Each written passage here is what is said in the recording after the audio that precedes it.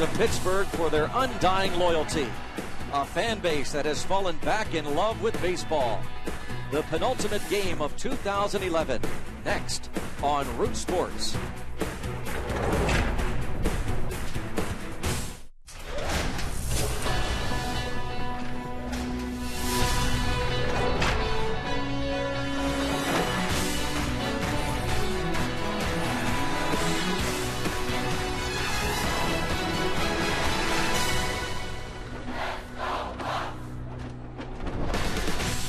What a fabulous Saturday for any sports fan in Western Pennsylvania, here in Pittsburgh, with the Panthers playing and the Pens and, of course, the Pirates. Steve Miller Band going to be performing after the game. Steve Miller was talking with Clint Hurdle, watching some batting practice. Fan Jam 2011. Well, how appropriate that is.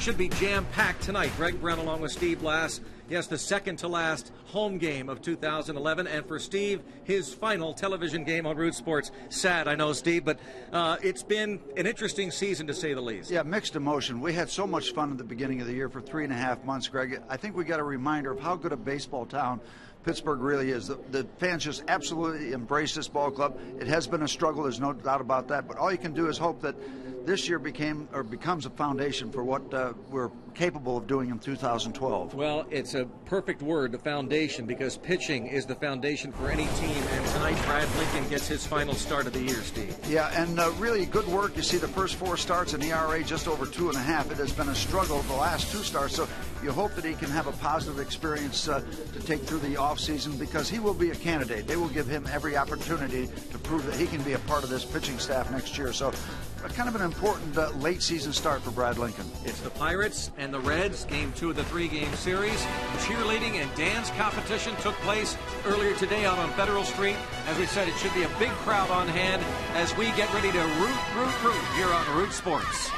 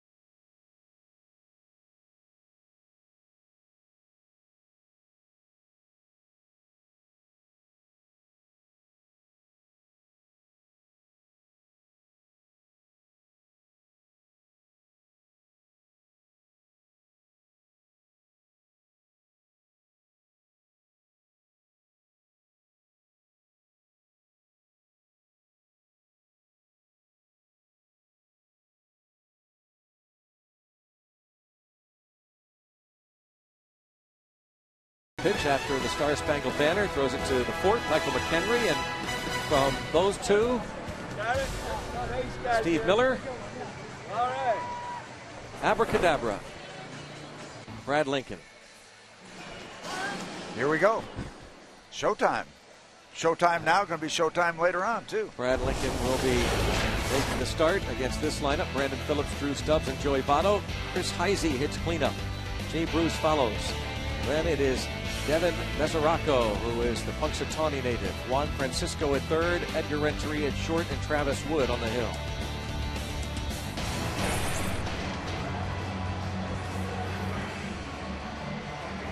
Brandon Phillips lead it off, leading things off. Brad Lincoln making his 8th start, and you take a look at the numbers overall.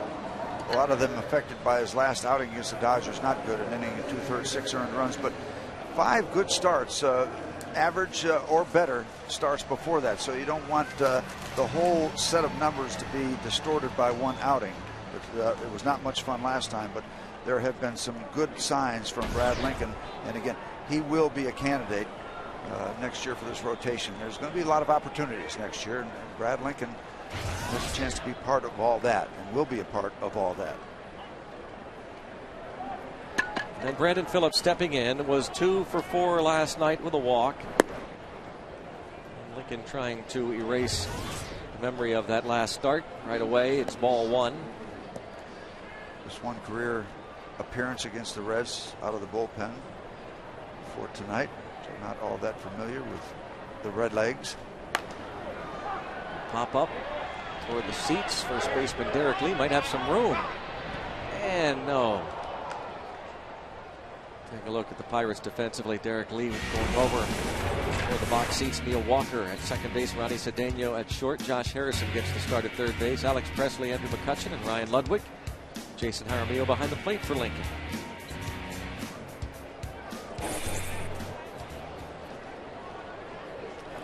Last opportunity for Brad this season, so hoping to make the most of it. When you're going to be a candidate, when you're trying to impress somebody, you want as few stumbles as possible. So anytime you get the opportunity to go out there, you want to make it count, because you don't have anything secured. Every time out is an opportunity to impress. Former first-round pick of the Pirates out of the University of Houston.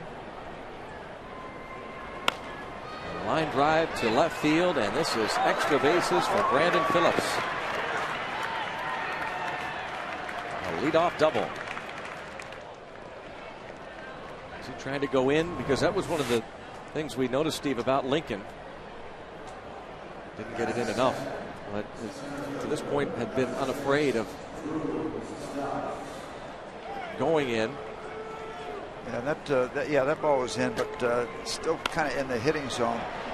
When you can turn that ball around like that without getting the bat so far in toward your body, that will tell you right away the ball was, a little bit in of center, but not far enough.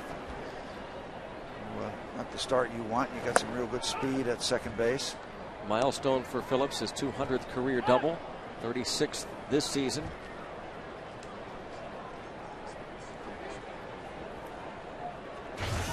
Drew Stubbs, 1 for 5 in last night's game.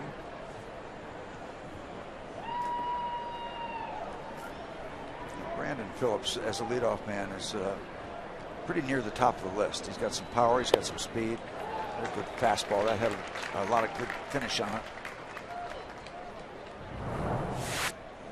Strike zone presented by Range Resources. And you see not only the velocity of 92 miles an hour, but that has some movement back in toward the batter. You combine that speed with movement, you're going to get a lot of swings and misses. You're going to get a lot of takes for strikes. Bunted foul by Stubbs. Can't handle the breaking ball after that good fastball, so now he's behind 1 and 2. The ultimate candidate for strikeouts in the National League, perhaps in the major leagues. Over 200 now, 200 strikeouts. And must be doing something good. He's out there every day. Struck out for the 201st time last night to lead the National League. Doing something good on the base path, certainly. 40 steals. That is second in the league. As he takes inside. Drew Stubbs batting about 170 with 23 strikeouts. Nobody's going to catch him. In 60 at bats in September.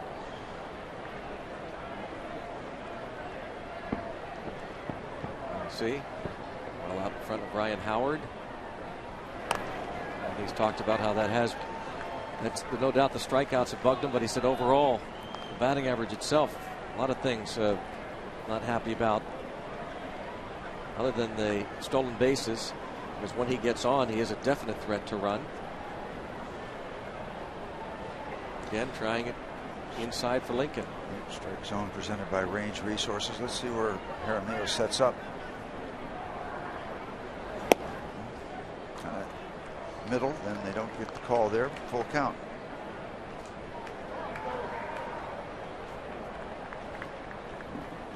Joey Votto on deck.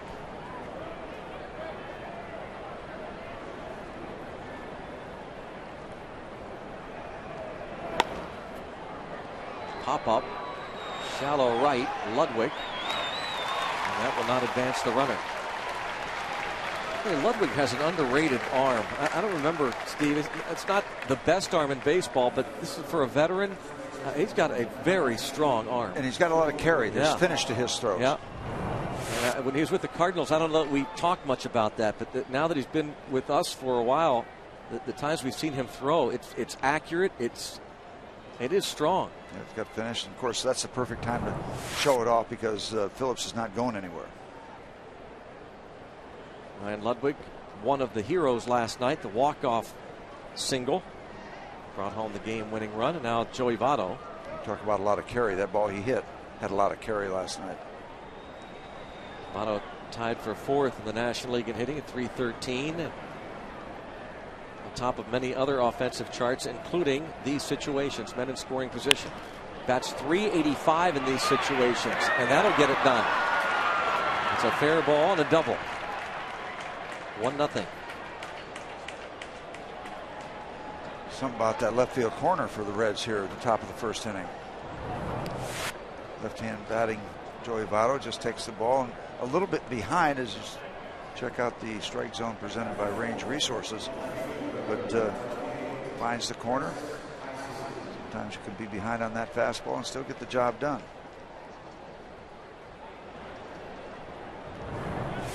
Votto, a milestone in terms of RBIs for the reigning MVP.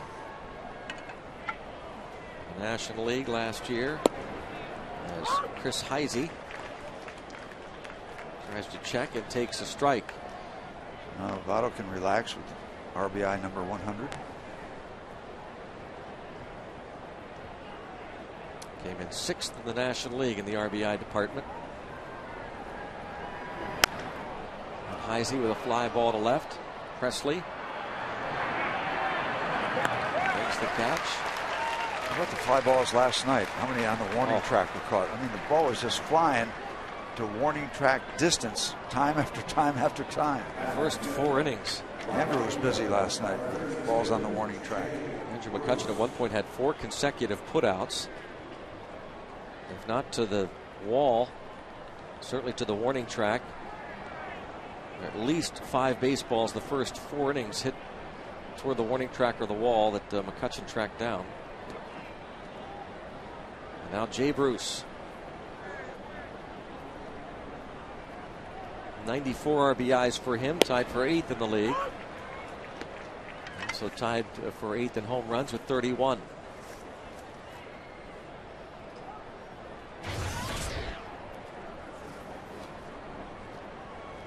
Oh and 1.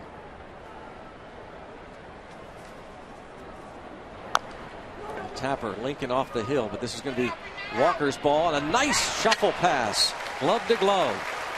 Neil Walker to Derek Lee. A couple of doubles give the Reds an early lead.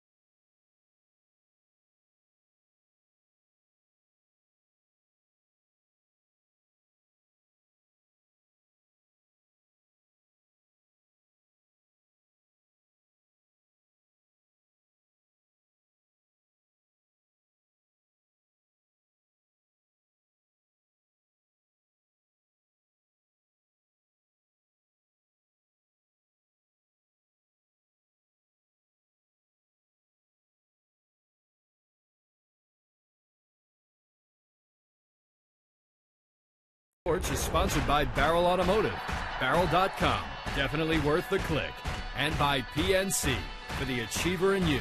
Let's go, Bucks! Head to the bottom of the first inning here at PNC Park. Alex Presley will lead off against the lefty Travis Wood. Be the only left-handed batter in the lineup against the southpaw. The Toyota starting lineup for Clint Hurdle's Bucks. Pirates 70 and 87 on the year. Presley, Josh Harrison, Andrew McCutchen. Derek Lee hits cleanup. Then the switch hitter Neil Walker and Ryan Ludwig. Jason Jaramillo does the catching with Ronnie Cedeno at short and Brad Lincoln on the hill. And they'll be working against left-hander Travis Wood, this 24-year-old lefty out of Little Rock, Arkansas. He's been up and down between Louisville, AAA Louisville, and the parent club this year as he was last year. Got promoted last year after a good start at Louisville and came up and went 5-4 as a rookie. Working on a little personal 16-inning scoreless string tonight.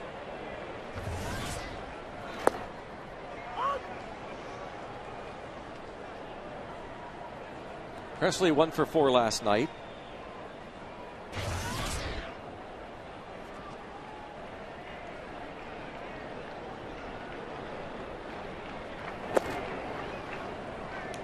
Day key matchup of the day. We'll keep an eye on this. Next to Day Automotive this season against the Reds. Presley hitting .357. This month batting .303. Always kind of a test. A young left-hand batter against well, kind of a young left-hand starter for the Reds. He's been around a little bit longer than Alex Presley. Travis Wood already has racked up 3 decisions against the Bucks, 2-1, but Pirates beat him up earlier this year. 3 innings, something like 3 innings and 6 earned runs given up early in the year. Travis Wood against the Bucks. Presley hitting .218 this season against lefties at the big league level. 12 out of 55. .324 versus righties. He has hit safely in 10 of his last 11 games.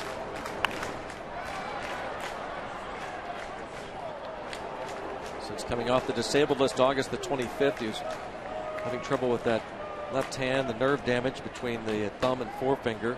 Since coming back, hitting .267. He's been solid. Played in 87 games at AAA and hit .333 for the Indianapolis Indians.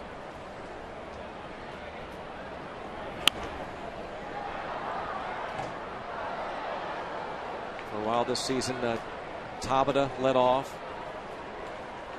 Whereas Tabata has had an injury-plagued 2011 campaign. Most recently, he has been shut down for the rest of the year. Presley has also led off plenty this season.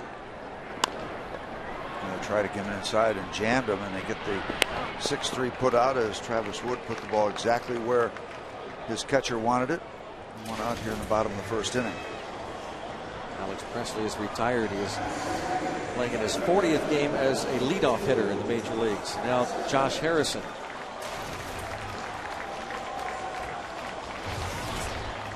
Getting to start at third base.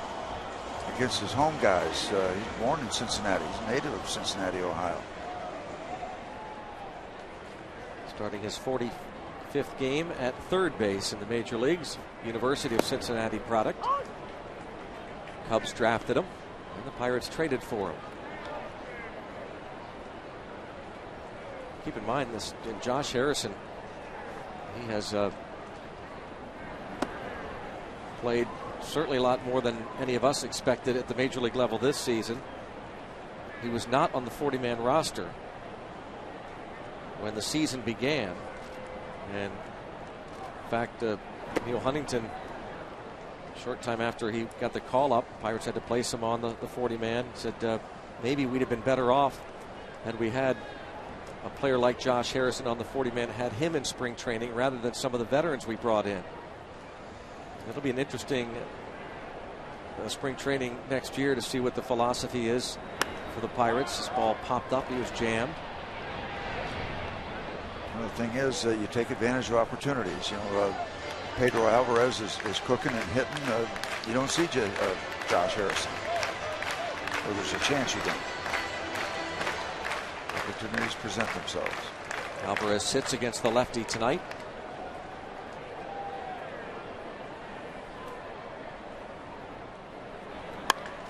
Line to left field by Harrison.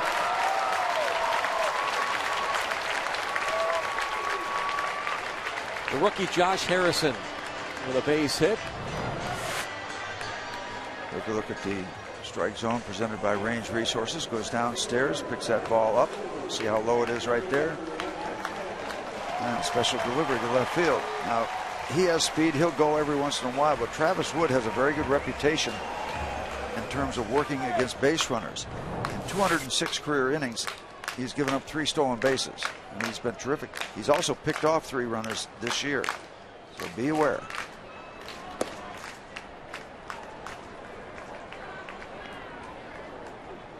McCutchen a couple of hits last night.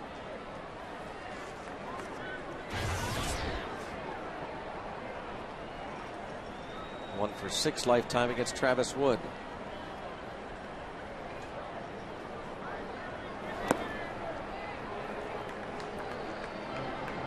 2-0. Harrison 3 steals and 4 tries this season. Pretty impressive numbers working against base runners for a youngster like Travis Wood. He's not been around all that much. You said last year came up as a rookie, splitting here between AAA and Cincinnati. Already has a pretty good reputation about that perimeter aspect of his game. Right now might be paying a little bit too much attention to the run at first base as he falls behind Andrew 3-0.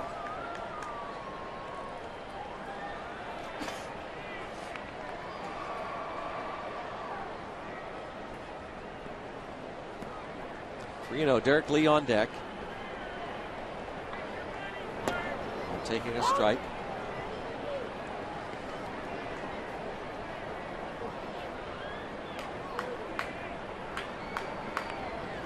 Andrew McCutchen, team leading 23 homers.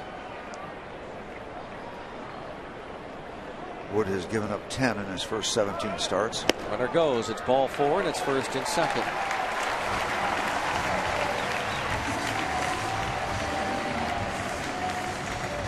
Travis Wood, not the biggest guy, 5'11", 175 pounds, second round choice in 05.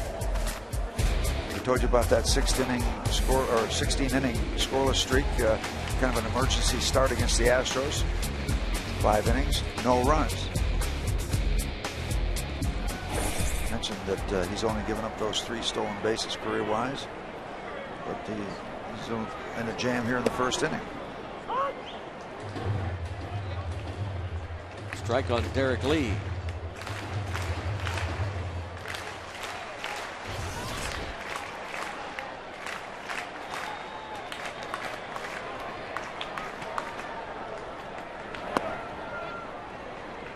Earlier this season, Dusty Baker was talking about Travis Wood coming off a really strong performance.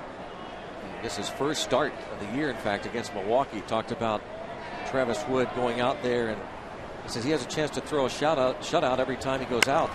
This ball hit foul. Oh, look at that thing hook.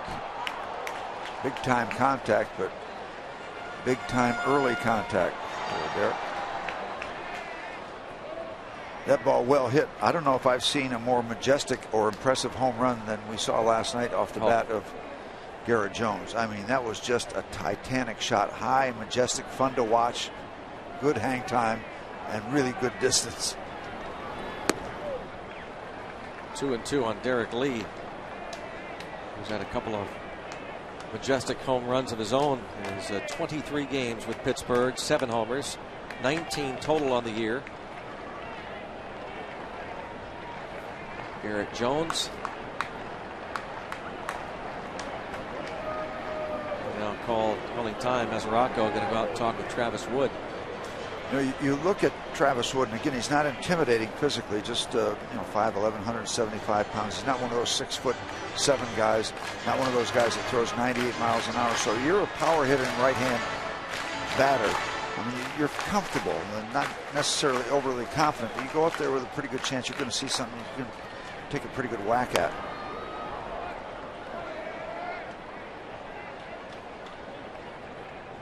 There are intimidators out on their mound, and that's one factor. and you can win without being an intimidator. But, it's a comfort kind of a feel when you're going up against a guy like Travis Wood. You're not apprehensive. Yeah. Flirted briefly with a no-hitter in May against the Indians. Took a no-hitter into the 6th inning against Cleveland. And there go the runners. Taken, and the throw. Stolen base and a double steal. Something the Pirates haven't done much at all. They have had some action on the bases from the likes of Darno and Harrison. It's been sporadic for McCutchen, but this double steal gives Harrison his 4th, McCutchen his 23rd. Kind of a little bit of a high throw from the Cincinnati catcher, and we talked about not running much on Travis Wood. Well, here we go. Pirates take off.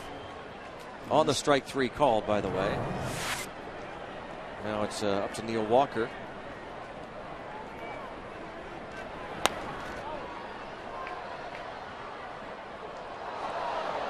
Walker with 81 RBIs.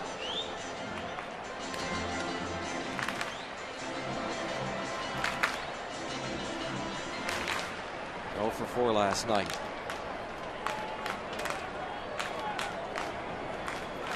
.23 for McCutchen.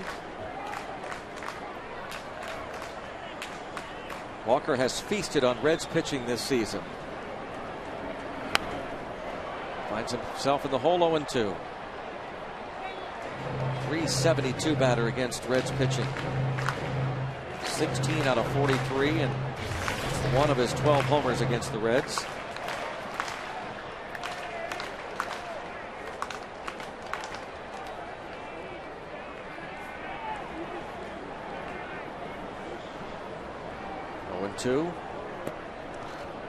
Wood can try to tease him right here, and he does.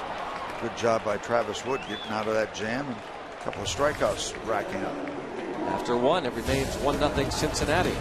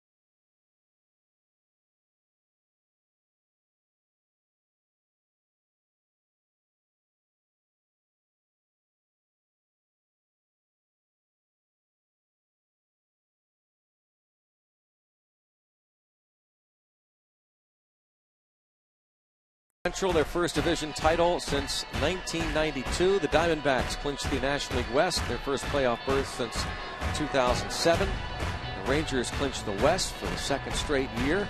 And the Dodgers, Major League Baseball asking a judge to force Frank McCourt to sell the Dodgers. It's getting nasty, isn't it? Yeah, 3 clinches and a separation. Yeah. Busy day. Here is Punxsutawney's Devin Mesoraco.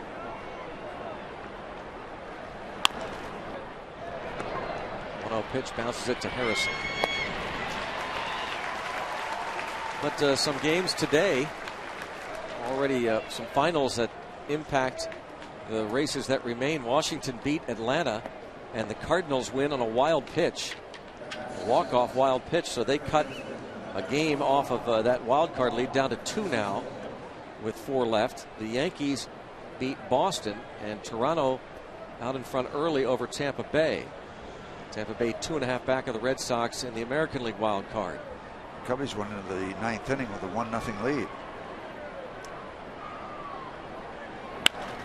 And a line drive to left field. Juan Francisco is going to have a double.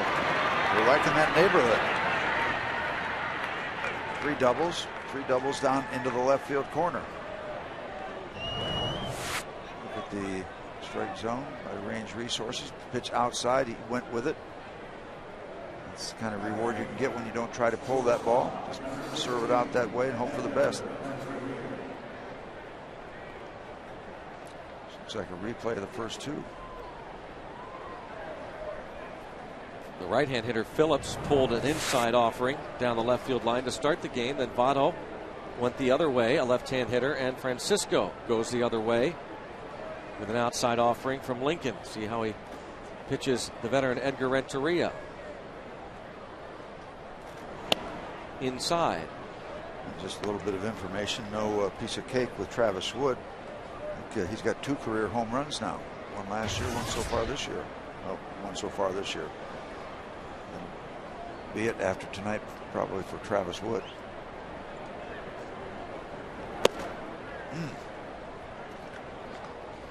Close. 2-0 the count. Crowded North Shore today. Pitt, Pens, and the Bucks.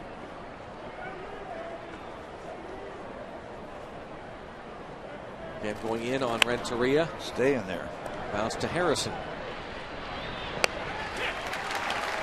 5-3, 2 outs.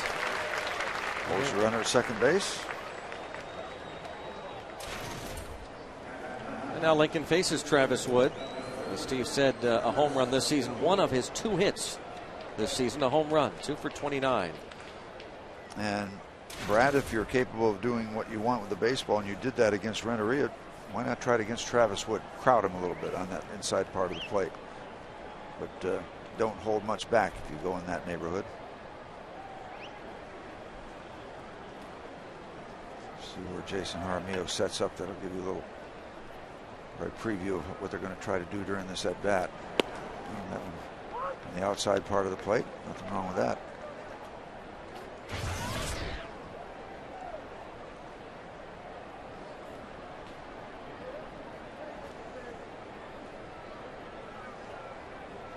More of the same. They want it out there.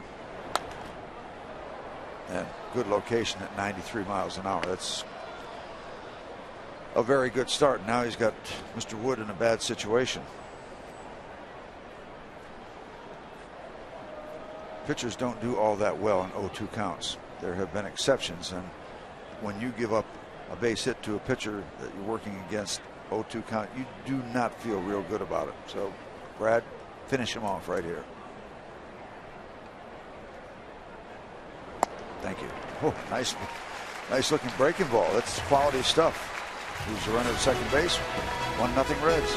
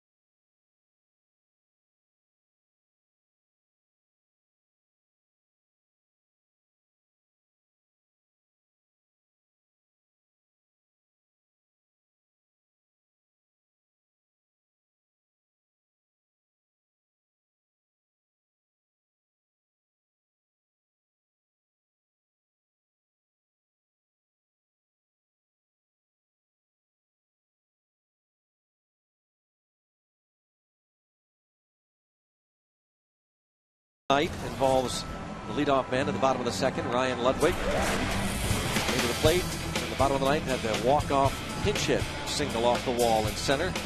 8th career walk-off hit, his first as a Pirate, 2nd of the season. Also had one earlier against the Padres. With the Padres last night, this is the walk-off against the Reds. Check how far that ball carries off the wall. I don't care where you are in the season. You win late like that walk-off, it is fun. It is still a lot of fun. Look at that. Doesn't matter well out of the race what the record is. And it kind of makes you feel part of everything, doesn't it? I mean, yeah. The guys are coming out that they may not know all that well, but it's it makes it fun. April 25th with the Padres against Atlanta. He had a 2-run homer, a walk-off win over the San Diego Padres. And I don't know you can describe it, Steve, but there is something about this veteran presence thing. You can see it, you can sense it from Ludwig, you can see it, you can sense it from Derek Lee. Well, the way they carry themselves. The way they carry themselves. Yep. And you just kind of have to see it every day and be around it, but there's something to that. Well, they do the right things at the right times, the professional things at the right times. They don't go crazy at the wrong times. I mean, they act like they've been up and down the street. They get it. They know what it is to be a major league producer. They know what it is to fail, and they know what it is to succeed. They've been up and down the road, and so you keep a perspective. Those are 2 real pros right there, Ludwig and Lee. Solid pros. Yeah. Well, Jason Jaramillo, was his double that enabled the Pirates to win the ball game. A pinch hit double for Jaramillo. Then Chase Darno pinch ran for him, preceding the Ludwig hit.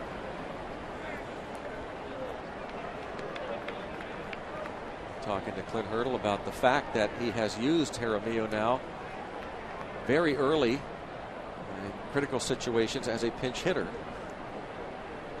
Since his recall off a tough stretch of games down in the minors, he's been on the disabled list, switch hitter.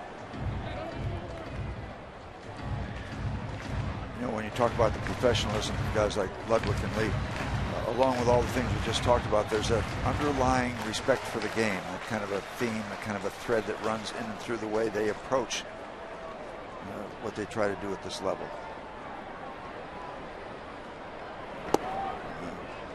So you see those occasions when a celebration is called for, and again we temper it with where the Pirates are in the standings, but when you do something dramatic, yeah, get into it, enjoy it, have some fun with it. There are other times when that sort of thing is done and just doesn't have the right feel or the same feel. These guys know when it's right.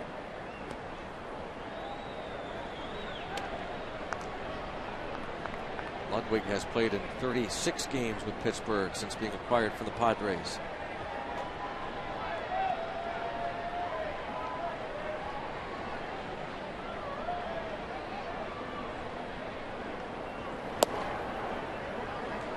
And now Travis Wood has fallen behind Jaramillo 3-1. Cedeno on deck. Hurdle pointed out that Jaramillo has had some real good at-bats from the right side. He said Domet was going to catch tonight, but he backed him off because of the beating that he took behind the plate last night. Dinged up. So he wants to give him a night off. Talk about an ongoing theme. That's been a theme for Ryan again this year. Whacked around, knocked around. Ball hit well the other way by Jaramillo, off the wall. Jaramillo into second base with a double. And comfortably in, as that ball had a lot of carry to it. And fortunate for the Cincinnati Reds, Jay Bruce going back, and you can get all kind of bounces off that surface area in the scoreboard area. There's hard steel surfaces, there's the chain link fence, there's some support beams. He got the comfortable bounce and probably saved a run for the Reds as he positioned himself for a bounce that he knew was going to come off the scoreboard. A lot of carry to the opposite field. Oh, Clint Hurdle talking about the solid at-bats from the right side.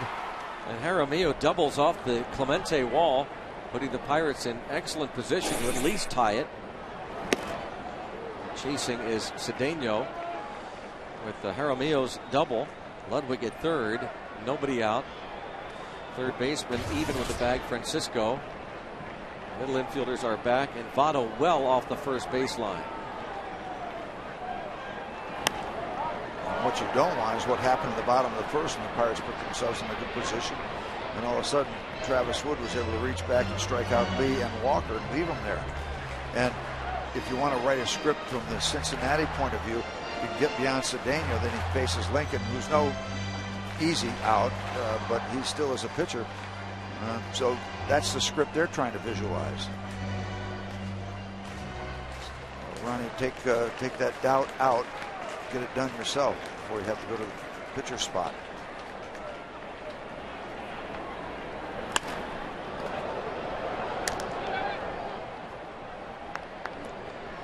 Cedeno has 31 RBIs this season.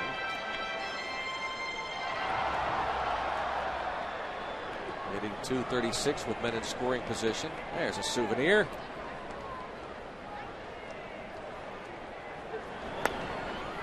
Popped out of play.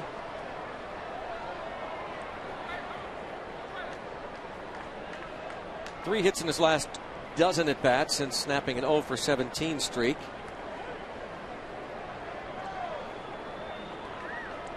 Travis Wood, not known as a fireballer, he gets his share of strikeouts. We saw an indication of that in the first. And this is what will happen when you're not a real fireballer that can put people away with a fastball. You get a lot of foul balls where you almost get it by them, but they still get a piece of it because maybe another 4, 5, 6 miles an hour, it might get by them. But not up in that 95-mile-an-hour range. You get a lot of foul balls on that fastball. Out in front of Cedeno, 0-2. Cedeno has fouled off a couple of pitches. Saturday night staying alive business. Lays off. Not close, 1-2.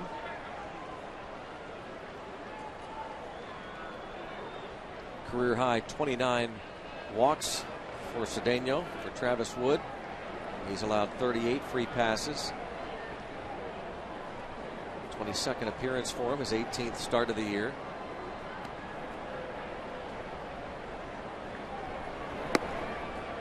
And 2-2. Oh, Ray's coming back.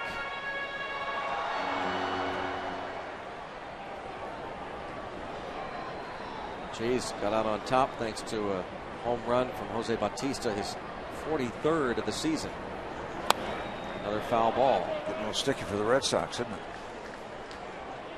Yeah, it's winding down for sure. Real sticky. Not much time left. They'll play a day-night doubleheader tomorrow.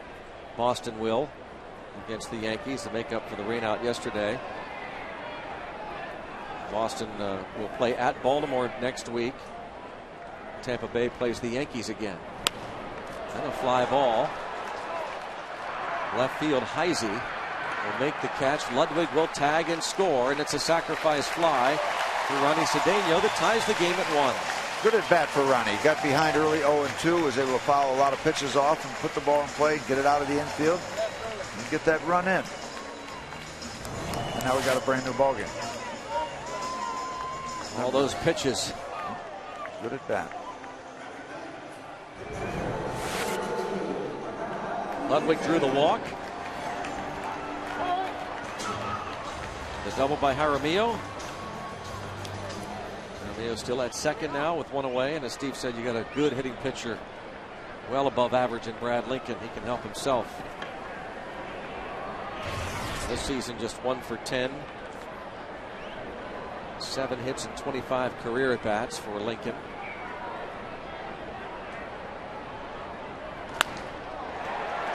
And soft liner to the shortstop. Jaramillo back to second. Brings up Presley. Visit the official online shop of the Pirates at pirates.com. Browse the largest online selection of authentic team gear, including official caps, t-shirts, jerseys, collectibles, and more. Get your team gear straight from the source. ShopThePirates.com shop.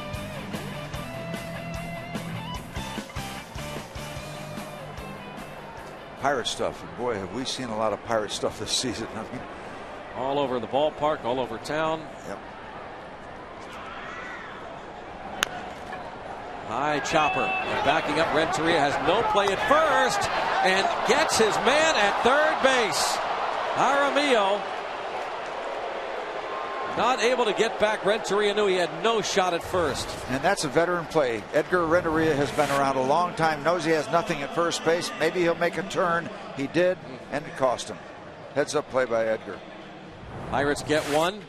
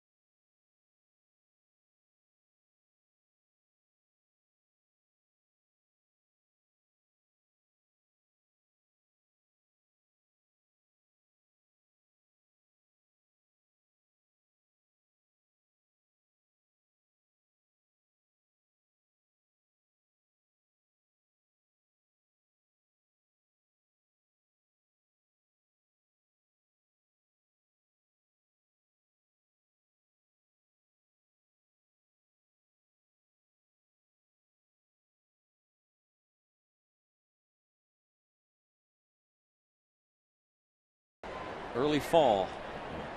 On a gorgeous day. We've been due for one, haven't we? With all the rain and clouds. Just broke really nice today. There it is. There's your backdrop for what could be a movie set. It is a movie set, as the actor himself says. Yeah, abduction. Yeah. Last night.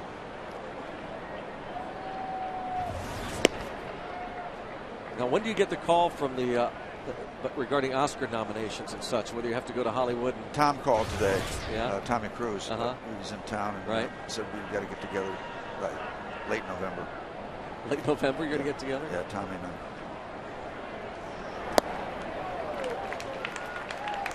Mr. Phillips looking for a fastball, didn't get it.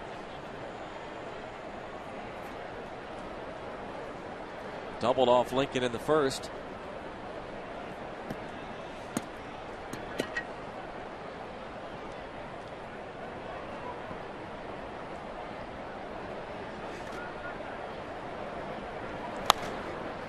Phillips goes the other way. Ludwig over. And a little bounce in front of him, and Phillips into second base with his second double. Wasn't real happy with the left field corner, so he goes down to right field. Hits like a little wedge shot that just kind of bounces softly, doesn't go anywhere. And, nothing really that Brian Ludwig could do but get the ball back to the infield. Hits it right off the end of the bat. Diane Quayle down the right field line. A little English on this wedge shot. Yep, just stops, barely rolls off the green into the trap, and they get it back in the infield.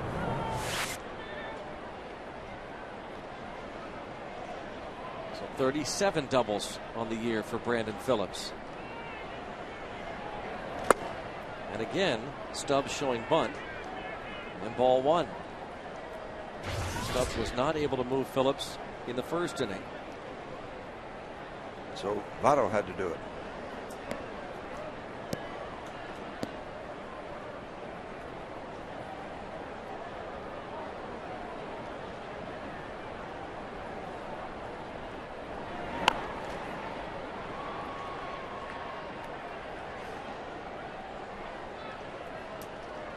Ball and a strike on Stubbs. He has driven in 43. The Pirates have won 9 of the 13 meetings this season against Cincinnati.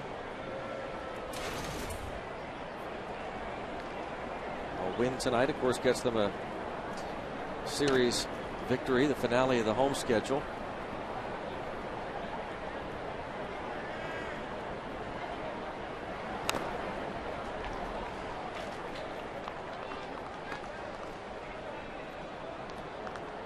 Pirates winning 9 games, and that's how they've done it. Pitching, a key factor, obviously. The only category they don't lead is the home runs. The Reds lead the league in home runs hit, and their pitching staff has given up the most home runs in the league. And Stubbs goes down swinging once again. 2-0-2. Second strikeout. Comes at a good time. Had a chance to interview Bronson Arroyo for a radio side tomorrow. Bronson's given up 44 home runs this year. A record 50. I believe Eric Milton, former Red. Eric the Red. Joey Votto at the plate. Barrel Automotive League leaders, Joey Votto, the reigning MVP, season ranks. First with men in scoring position, hitting .390. On base percentages, tops. Up there in average. So up there in RBIs, in the top 10.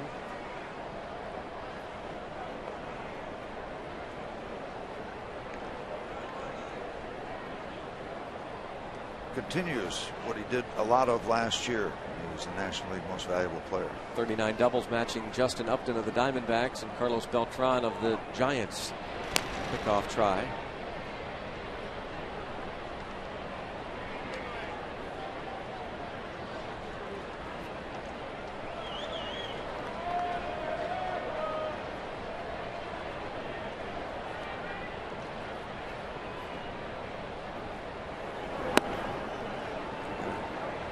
Votto takes ball 2, 2-0.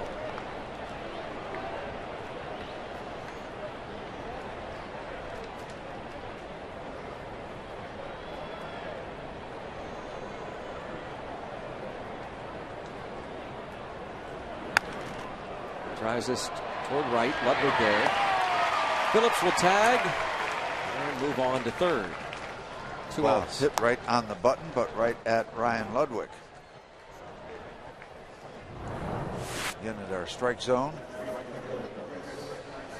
That's lunchtime for Joey Votto many times, but he got it in just far enough where he couldn't get the real good part of the bat on it, so it dies medium right field. Ludwig gets it in, and now with a chance to leave Brandon Phillips on the base pass.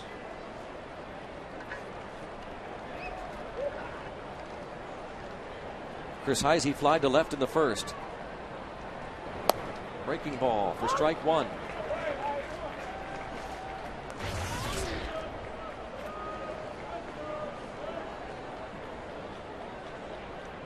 Pretty good numbers there for Heisey. Being missed a lot of time being on the disabled list.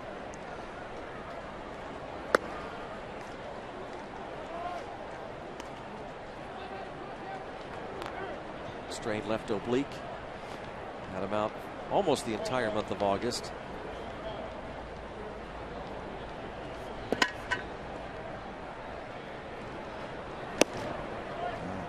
Get him to bite on the high fastball. A lot of those guys from Mechanicsburg in that area will take a swing at that high heat, come down empty, but good discipline. Like a lot of guys from Mechanicsburg. Native son Greg Brown is fully aware of that.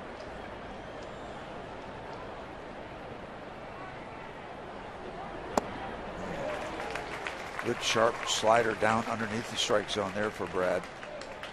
Take a look at this location, this good sharp hard slider. It's not a real hittable pitch.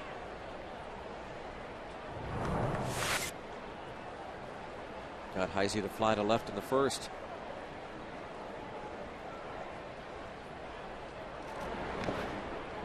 blocked by Jaramillo, and it's now 3-2 on Heisey. In the same neighborhood. Sometimes you'll stay down there. Sometimes you'll try to get the guy at the plate thinking down, come back upstairs all of a sudden, and they'll flinch, go after a pitch that they can't get to.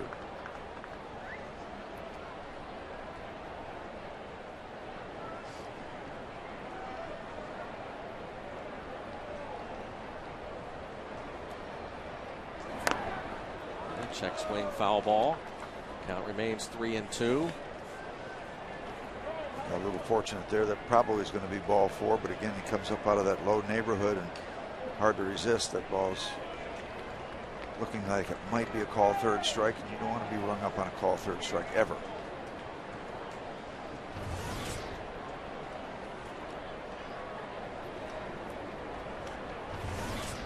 Another 3-2 pitch. Close to that inside corner, but just missing. That'll be the first walk issued by Brad. Didn't miss by much. Good idea, good plan. But you can see by the strike zone just off that inside corner, and he loses it. Now Lincoln faces Jay Bruce, who grounded out to Neil Walker in the first inning. Bruce, as we said, among the league leaders in home runs and RBIs.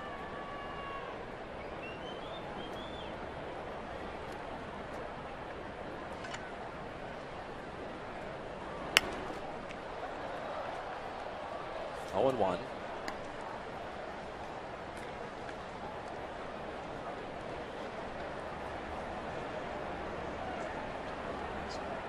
First round pick in 2005. The Pirates selected Brad Lincoln in the first round of 2006. Jay Bruce and Andrew McCutchen were first rounders the previous year in 05.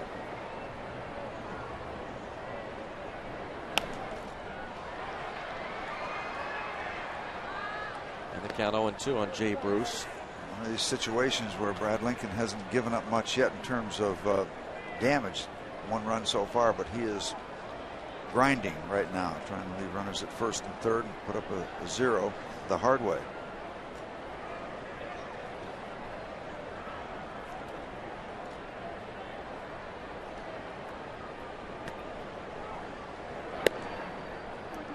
Can't get the Reds to bite on that high fastball so far. Bad try there on an 0-2 pitch.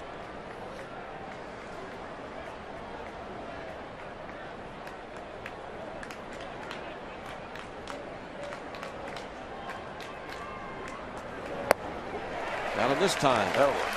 Downstairs, struck him out. Good job. From the bottom of the third, 1-all.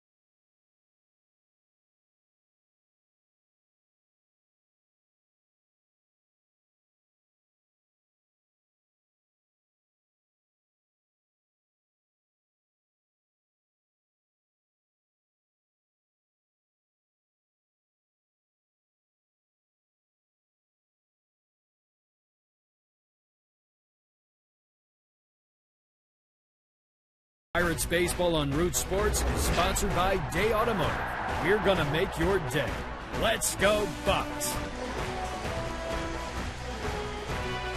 Bottom of the third inning at Pittsburgh's PNC Park, and Josh Harrison will lead off. 1-all. Harrison, McCutchen, Derek Lee against Travis Wood. So far, Brad Lincoln is escaping the doubles machine. Doing 4 doubles, just 1 run so far.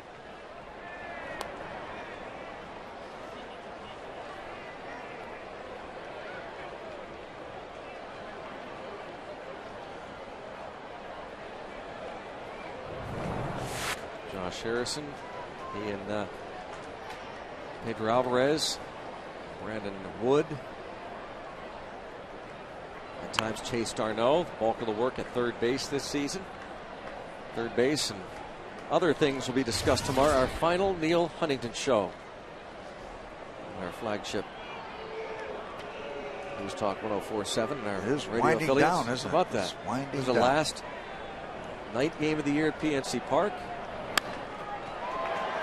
Fly ball to left. Keep hooking.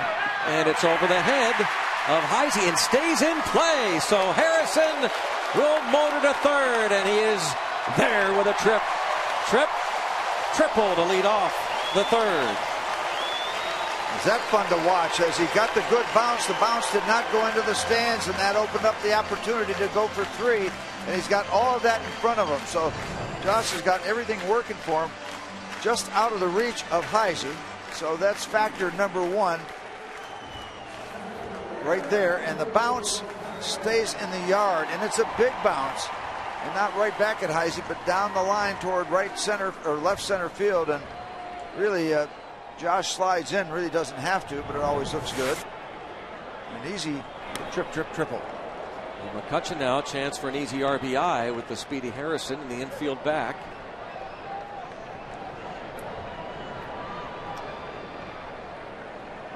Perfect look for him as he's coming into second base, seeing that ball stay in play, and saying, here we go. Fly ball headed toward the seats right side. Watch Josh Harrison take off. He's listed as 5'8". That might be a bit gracious. 185, like a little fire plug. He shows he's got some pop. Right there, he knows. Watching that play out in front of him, and even after a couple of different looks between second and third, knows he's got it. Steve, you like to say certain players are persons of interest. There's a fly ball easily deep enough to score Harrison. This will be a sacrifice fly for McCutchen and give the Pirates a 2-1 lead. Well, he's a person of interest because he can do some things. He's got good speed. And quick as anything defensively, left and right. He is, and there's nothing settled at third base right now. Yeah. So that's a open opportunity for whoever wants to take advantage and run with it. First thing people are going to say is, well, he doesn't have enough power. Hey, you know what? But we've seen over the years some Pirate players succeed without big-time home run numbers. Freddie Sanchez comes to mind. He drove in over 80 runs there at third base. The Pirates were solid there at that position. Bill Madlock wasn't a home run hitter.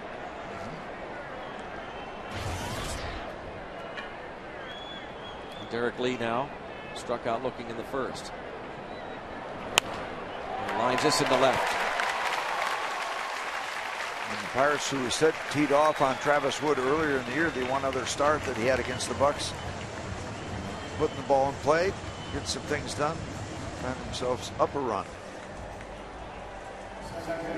Yeah, Josh Harrison can't do anything about his talents. He's got a set of abilities, as Hurdle likes to say, a skill set.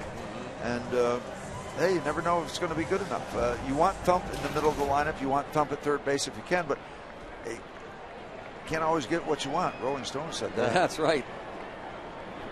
We will talk again to Neil Huntington tomorrow for the final time on his radio show, and he has pointed out on several occasions when we talk about power, you look at that OPS, on base plus slugging, it has gone down considerably over the years, the last decade or so, significantly.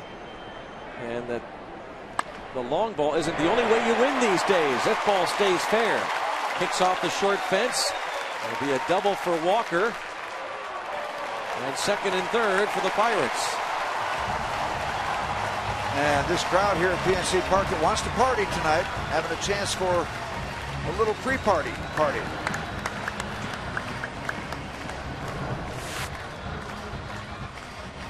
Turns out.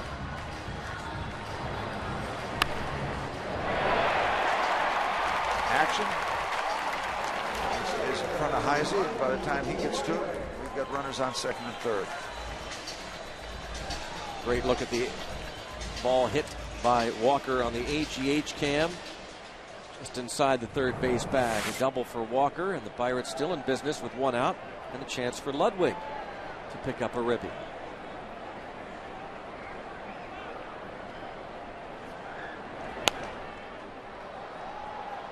And they're going to get things busy, it looks like, in the Cincinnati bullpen early in this ballgame. Bottom of the third inning, the Pirates have 6 hits, 2 runs in. They're thinking about more, and get somebody warming up. They get Carlos Fisher, the right-hander, loosening. Pirates now with 6 hits. Half of them for extra bases.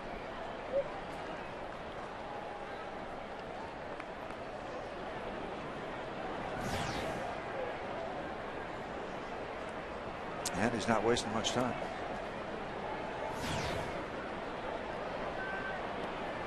Ludwig has 74 RBIs this season. Picked up his 10th Pirate RBI last night with that walk-off hit.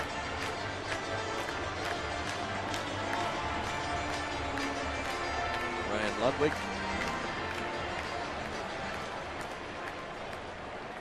Root Sports Bob walk for Hall of Fame.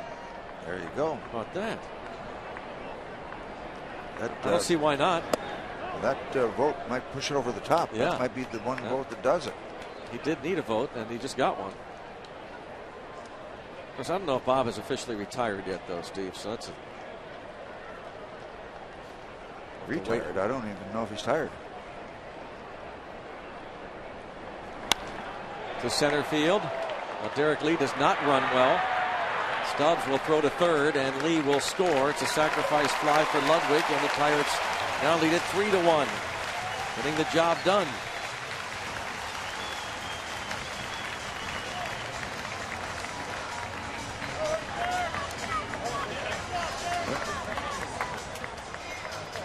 Piece by piece.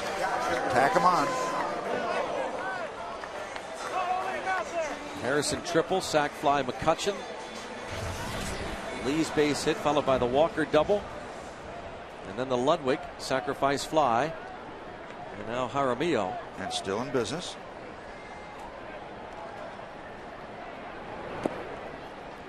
Jaramillo doubled off the Clemente wall, setting up the Pirates' first run last inning. Jaramillo, we said, spent considerable time on the disabled list at the minor league level. Started the year with Pittsburgh.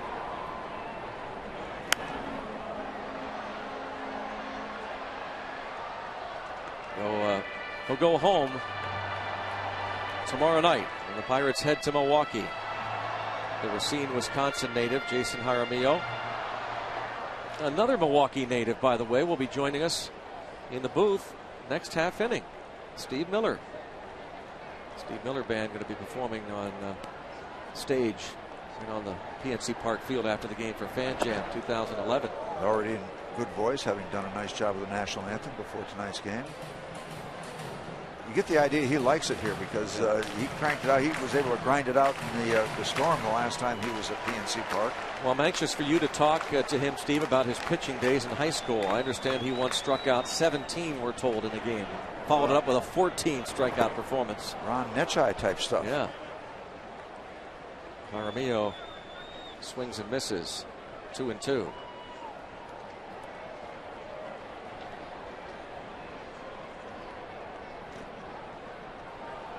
Those Brewers lead Florida 2-1 in Milwaukee in the fourth inning. They're playing for fun now. They clinched last night. 3-2 on Jason Jaramillo.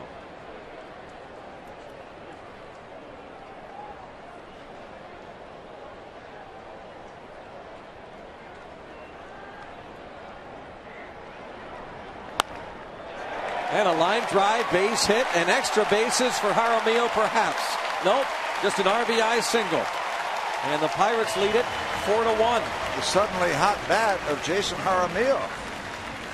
Looks like he's seeing the ball extremely well, putting good swings on most everything he sees, and that is a real good, feel-good run that the Pirates add on. Everything's kind of settled down. They're getting sacrifice flies, but now he hits the gap, and now Dusty Baker is coming out, and it looks like he's seen enough.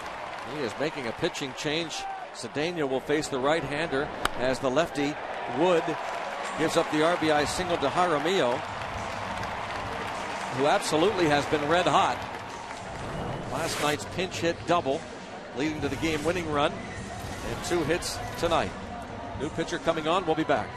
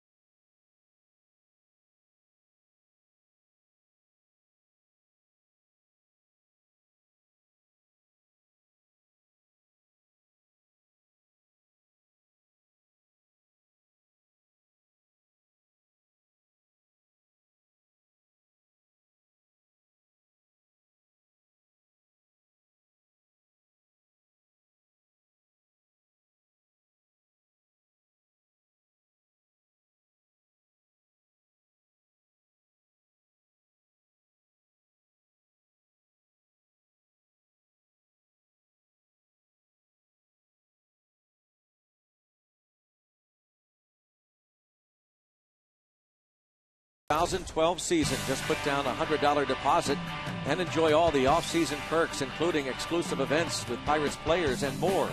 Plus, guarantee your seats to all the biggest games next season.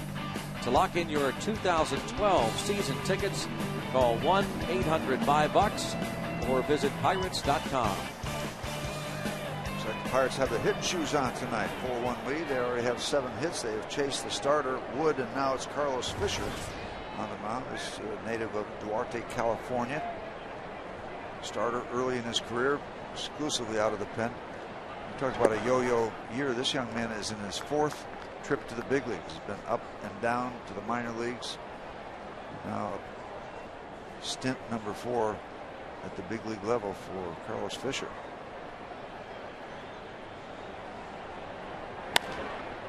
And Cedeno, the pop-up. Shallow right, and Jay Bruce is there. That does it for the Bucks. However, they score 3 and take the lead after 3. Pirates up 4-1.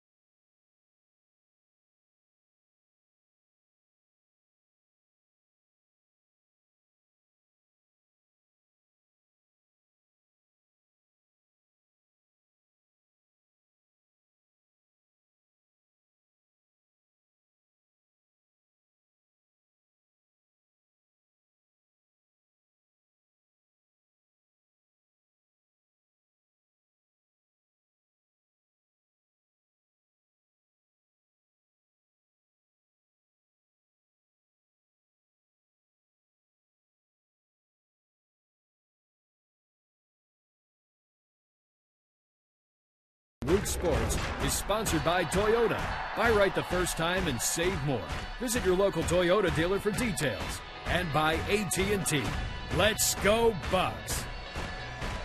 And welcome back to PNC Park. AT&T Mobility Trivia question tonight must involve Ryan Ludwig. Yeah, prior to last night, who was the last Pirate to have a pinch hit walk-off hit?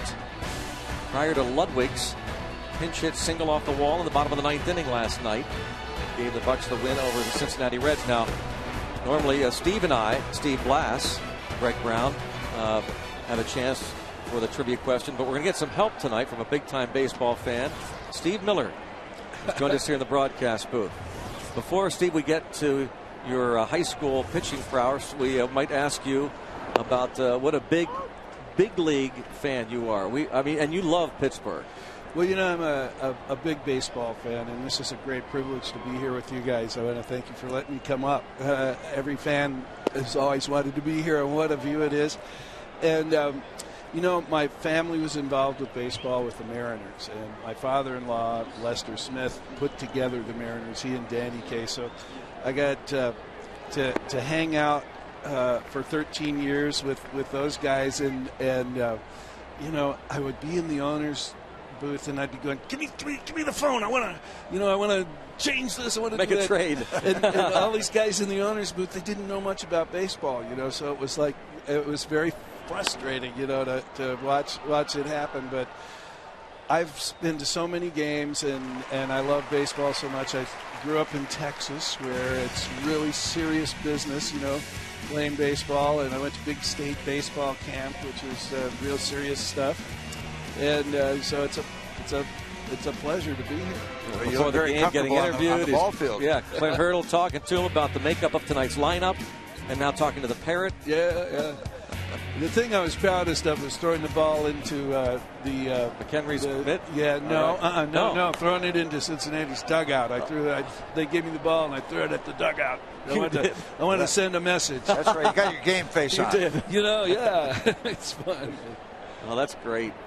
It's good to have you back in town. We promised you a dry night tonight. It looked so much better. You know, we played here last year, and it was a huge thunderstorm, and we weren't going to stop. I mean, gosh, there were 40,000 people, and my production crew was standing in front of me going, we've got to get off the stage. And I'm going, are you kidding? Look at all these people. We can't leave, you know. So we were here. You know, we try to keep players on the field. Yeah. we wanted to let you know you stayed on the field. It was big time. Well, I mean, Pittsburgh appreciates that stuff, Steve Blass, as you know. And we were here watching you, Steve, and we saw that. We could not believe. We saw Pirate personnel going up to the stage saying you really should get off, and you refused. Hey, look at that. Thank you. A strike before the game. Steve Miller throwing out the first pitch after he sang the national anthem, and there we go. Yeah. Take that, you Reds. That's great. That is great. Let make those guys wake up, you know. Great stuff. It's fun. It's great. So how many major league ballparks have you performed in? Gosh, you know, we performed in a bunch of them in the 70s just as concerts. But lately, we played here. This will be our second time, and we played down at the Marlins old stadium, and I think we're going to play at their new stadium when they open it up, and so we're just getting back into it. But in the 70s, we played in a lot of stadiums. I'll ask you to stick around if you can, Steve. Be glad to. All right, back with Steve Miller, 4-1 Bucks.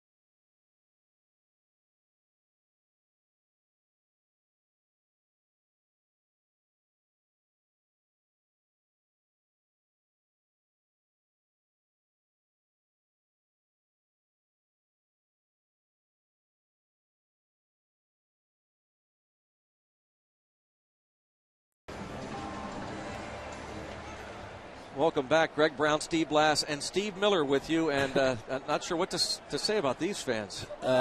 Steve, your thoughts? I'm not sure either. Well, those ghillie suits are, super camo, and I'm not sure what their message is, but they're easy to spot here in the stadium, so that's good. It's when they're outside that they're hard to spot. Yeah, you wonder what they're hunting. Yes. Hunting reds. It looks like chia pets. Yeah. Look at Manny's Barbecue having an impact there on our center field shot. But, yeah, the super camo guys. Is that what the smoke is out there? Yeah, I thought Manny that was Sanguin, a former catcher, has got a barbecue operation out there. Oh, I thought perhaps it was like cigar section or something. Well, believe me, we've been asking for that for years, Steve and I. We have to sneak. Maybe you have some pull, Steve. Yeah, I'll see what I can do. Ask for a cigar section somewhere. Yeah, right, yeah. Well, we got to hear about this. There's a one hopper to short that should be easy. He's been around long enough. We want to hear about this high school career. Oh, well, I started playing baseball when I was 8 years old in Texas, and it was so serious. I mean, they traded players in Little League and stuff like that. And I had a friend who had been a pitcher in the minor leagues who started talking to me when I was 11.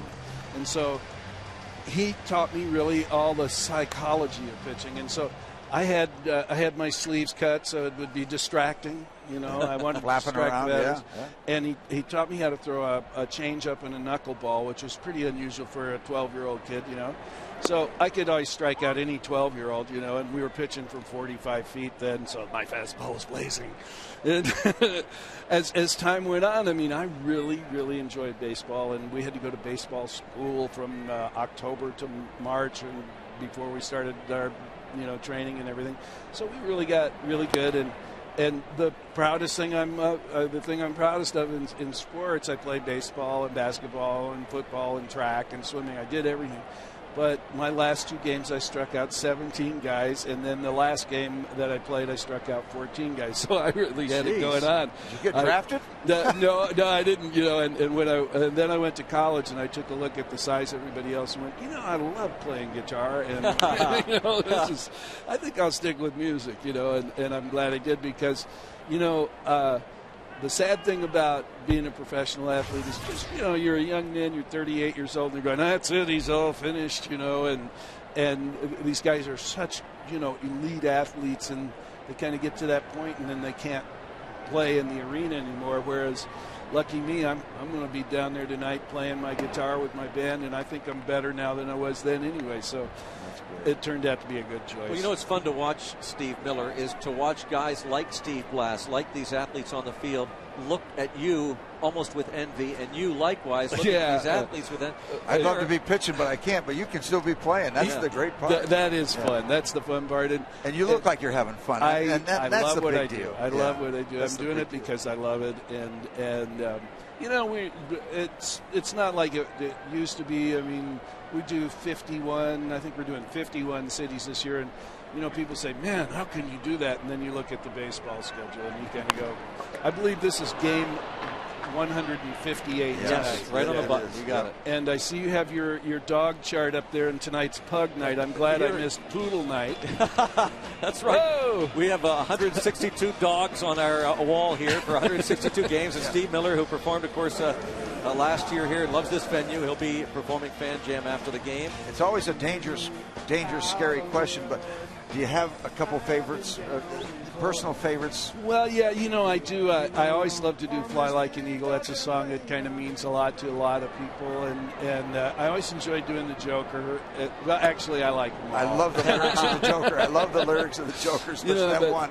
That I really enjoy playing, and it's a real honor and privilege to be able to still have such great audiences and to go out and do what I do. You still have that gift. Fun. Yeah, man, that's good. And so we're glad to be here. Well, it's great too because we're glad to have you. Yeah, thank you. You proved you were a grinder last year. You're a pro, and you're a blue collar guy in a blue collar town. Oh yeah, well this is my town. Pittsburgh is actually this is our biggest and best audience and always has been. Well, look at little Josh Harrison. Yeah, the little He had a triple. He's got himself a double. The little toy cannon is what Clint Hurdle has called him. And tonight he has a single, a triple, and a double. His first 3 at-bats. Oh, man, he's got to do it. He's got to go ball away. You know, I'm really proud of this team, you know, because playing here last year, we came here and it was like 17 losing seasons in a row, and you go. And that's why I had to throw that ball into the Padres dugout. I mean, something had to break this long drought, break the spell, and the team is doing so much better this year, and it's really exciting. I mean, the atmosphere is great, and they're 12, 15 games up from where they were last year, right? Yeah, much better. Market improvement, and it makes you realize how good a baseball town Pittsburgh is. Hope springs eternal in Pittsburgh. Indeed. We're going to the World Series if I have to come back 9 more times. That's a deal. If that's what'll do it, you get yourself back here. I will. Well, what a great finish to the season. This is the final night game of the year at PNC Park. Tomorrow afternoon, Fan Appreciation Day, but to have Steve Miller and Fan Jam, what a perfect finish to this season. And then on to your real hometown of Milwaukee on Monday for 3 to finish up the season against the Brewers. And send them a message, you know, tighten them up and beat them real good, okay? Yep, absolutely. Go in there and make those guys wake up so they play better. Absolutely. And it's such a great time of the year, you know, at the end of the season, and the wild card thing is still going on. And postseason we know stuff.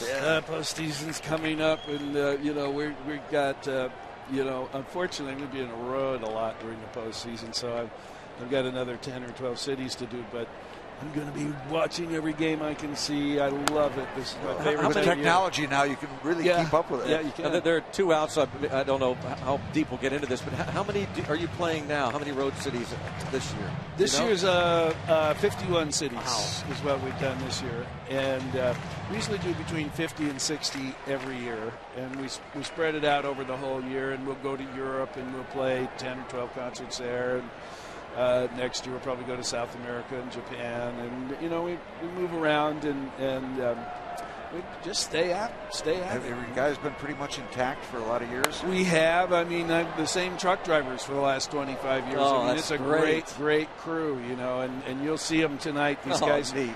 What's really amazing about what we're getting ready to do is in 10 minutes we're going to come out, and this year we decided we could do it a lot better, and we brought a lot of special lighting effects. And in 10 minutes, we're going to set up the whole stage, the PA and the lighting, and put on this what we hope will be a really great show. I know you'll get after it. You know, that the crew, you know, and the grounds crew here, man, and Manny and the guys here are really helping us get it all done. And so that's gotten to know all these people here. Yeah, you know, and that's gonna be one of the great things. Yeah, I was telling Manny, I said, you know, how do you do that lawn? We all envy that. I was out in the right field corner, and I had my film guys come down and get down on your knees and like shoot that corner. And I said, "Now this is grass. This is a corner. Look at that. You know, I mean, it's amazing, isn't it? How beautiful it's pristine. It's a bed of emeralds. Yeah, it's incredible. And what is that stuff in the pitcher's mound? That's unlike any stuff I ever saw. The rosin bag? No. There's just clay? these little pebbles of clay. Where does that clay come from? Well, it's special. Vermont or someplace. It's special stuff. Yeah, I know. Only Manny Lopez knows. Yeah, I mean, it's a secret, right? Yeah, absolutely. So actually, there is one place where they get all this red clay, I think. And, you know, it's a big deal. Well, the thing is, it's so great when you're a pitcher out there and you're confident you won't slip, and so they love that traction. Yeah. There's more stuff from before the game. Steve Miller signing autographs. That was on the T-shirt, right? Yeah. Oh. Wait a minute, somebody going to get a souvenir? Wow, how about that? Oh. Tossing a signed jersey into the seats. Doesn't look like a bad rotator cuff to me going back to the It works great that way. It's this way. Oh, there it goes. Click. Yeah. You know, and that bugged me because, you know, when I was a kid, I always would watch people throw that opening pitch and go, oh, man, I wish I could, if I could get out there, I'd, you know, and then finally, when it finally happened in my life, it was kind of like I could, you know, I did a little practice and I thought, oh, this is going to be interesting. But tonight was pretty good. I actually threw a strike. Yeah. It was all right. I hope you didn't shake guys them off either. You never shook them off once. No. No. Catchers get a little testy about that. Yeah, right. They do. Yeah, they don't like that. Yeah, right. Nah, I'm not throwing that one. Steve Miller will be performing Fan Jam after the game in front of a great crowd. And how about the quick way they get you set up? You said 10 minutes. You're out in that cul-de-sac now, and bang, all of a sudden the whole production is in there. Yeah, you guys watch that. That's really really special. And what this is really going to be different because we're really bringing in a special light show that we designed just for tonight. Yeah, oh yeah. Oh, neat. And, you know, it's our first time to try it. We were up last night. After the game, they set it up and got it working, and it worked good last night. So we'll see, you know. But it should be really pretty powerful stuff. Well, you've established a great fan base here in Pittsburgh. Everybody's buzzing and wanting you to be here and been waiting. And it's been a tough second half of the season, but this ballpark is jammed. Liking the Pirates, what they're doing tonight, but they are really going to get revved up for your guys tonight. Well, we're really glad to be here with the Pirates. I want to thank the ownership for inviting us back. And look at this stuff. It's a fly ball right center field, and it's caught by Bruce. Steve Miller, thanks so much. Thank you so much, fellas. It's great. Great being thank with you, everybody, and we'll see you guys in a few minutes out there at second base. We'll be watching it from right here. Great Steve stuff. Miller, number 1.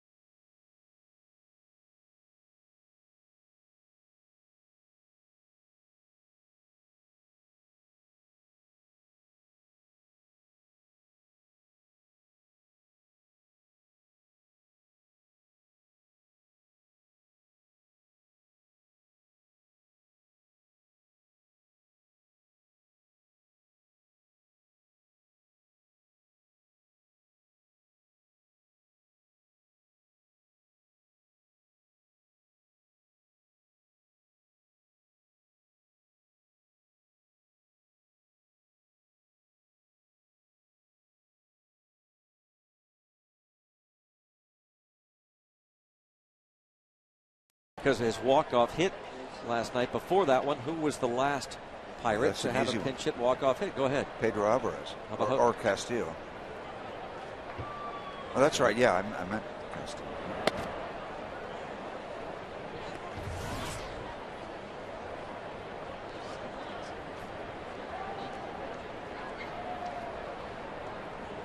Last pinch hit. Oh, I didn't see that. I don't think that was on the original thing, was it? We're gonna have to ask Steve Miller to come back and confirm. I think you're it right. Was Alvarez, I don't think it was on the original. I think Alvarez is right. Well, I know there's no doubt about that, but the pinch hit thing was a little tricky. Dave Sapelt bats for Fisher.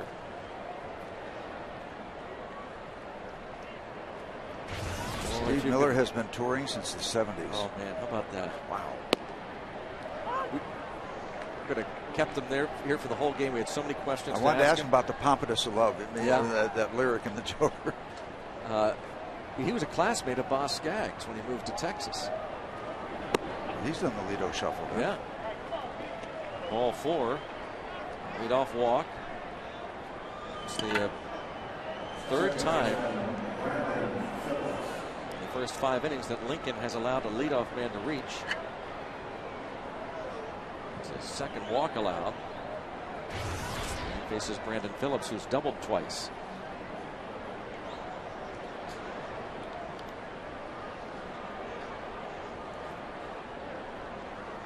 Well, you can't double to center field. He's doubled to right, he's doubled to left. You can't double to center field. Well, I guess you could hit it over Andrew's head, but it's not going to be easy to do. Not many people can do that. Now, do you think when Josh Harrison comes to the plate next, he's going to swing for the fences if the Pirates have a big lead? I hope so. I hope he does, whether they have a lead or not. Yeah. Singled in the first, tripled in the third, doubled his last time up. Well, those kind of nights are cyclical, you know. Again. And he tries it center field. Told you can't do it to center field.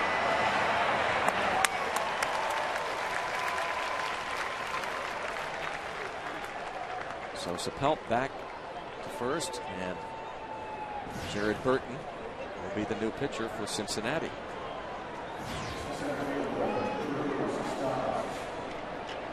Drew Stubbs has flied out and struck out. I lost track here. Did you say Brad Lincoln has walked 2? I believe, yep. Walked Heisey in the third. Yeah. Okay. That's where my mistake is. Just keep it score. My nightly mistake. WW. Wasn't watching. Right.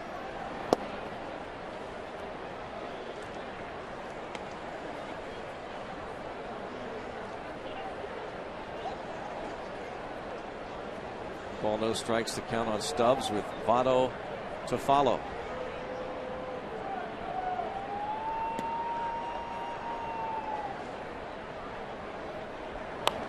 You look to the 2012 season at this moment, and much can and probably will change over the winter in terms of additions, trades, subtractions. Always does. Every team has some roster turnover.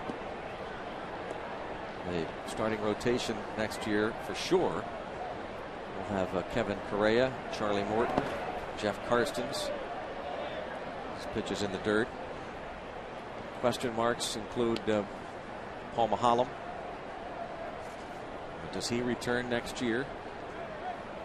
You mentioned James McDonald. That option. James McDonald will be part of the rotation. There's J-Mac. Ollendorf is a question.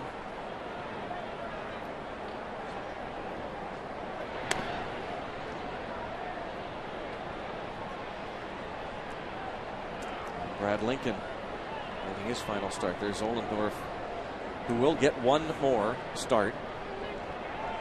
That will be Tuesday in Milwaukee. Tomorrow, James McDonald makes his final start against Dontrell Willis. As McDonald looks again for his 10th win. Charlie Morton, who picked up his 10th win last time out, will go Monday in Milwaukee, and then Pirates have yet to determine who will start Wednesday, the season finale, as Lincoln walks Stubbs, and it's Votto to the plate, something he did not want to do. Road ahead presented by Nissan. Tomorrow, PNC Park finale against the Reds will be on the air at 1 o'clock on Fan Appreciation Day, and then all three against the Brewers at Miller Park. They have wrapped up the Central Monday, Tuesday, and Wednesday nights. All 7:30 air times right here on Root Sports. Charlie Morton against Sean Markham in Milwaukee. Ross Ollendorf against Randy Wolf on Tuesday. Ivani Gallardo will pitch Wednesday for the Brewers. And the Pirates, again, will announce probably tomorrow morning who will start on Wednesday night. Jeff Locke, Aaron Thompson, or Brian Burris. As Jared Hughes starts to loosen in the Pirates bullpen. 2 walks in the inning. Well, we have a moment, Greg, and you'll have to bear with me here. My thanks, because this is my last TV game, to all the guys and ladies and gentlemen we work with that don't get any headlines. The work is appreciated. And for Pete, Mitch down in the truck, and the whole crew, thank you. It's fun working. Fun working with you. This is your last telecast this season. Yeah, this is not the penultimate. This is it. For this season. For this season, yeah. Yes. I've had actually people asking tonight, is this Steve's last telecast ever? No, he'll be back next year. Are you suggesting something? No, I'm just telling. We were getting some questions. John Wayner just called us, matter of fact. Rock, the economy is a little unsteady. You just hang in there, Rock. Keep washing them dishes part-time. Your time will come. Steve Miller Band, go on, take the money and run. Yep, but the Joker is not going to work full time yet. So Rock hanging there.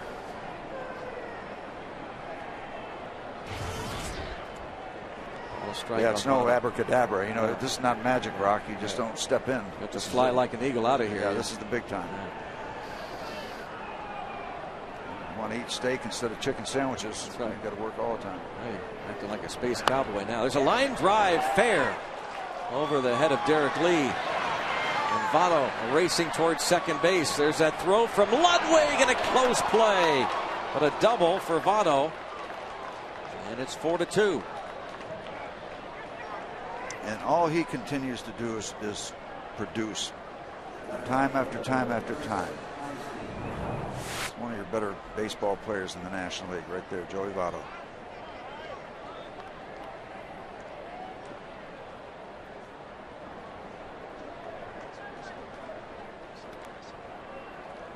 Two RBIs tonight. 101 ribbies for the season for Votto. Ludwig's throw just a bit late. Now Lincoln needs to get Heisey with one out.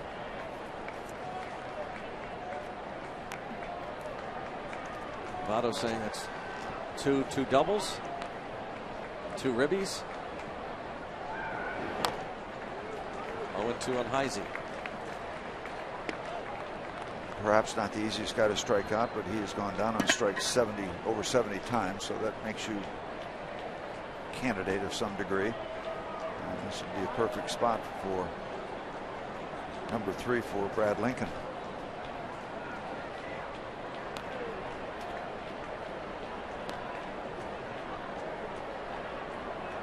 Certainly don't want to give up those early runs. The Pirates piled up. Yes, sir. Nicely done. Couldn't come at a better time.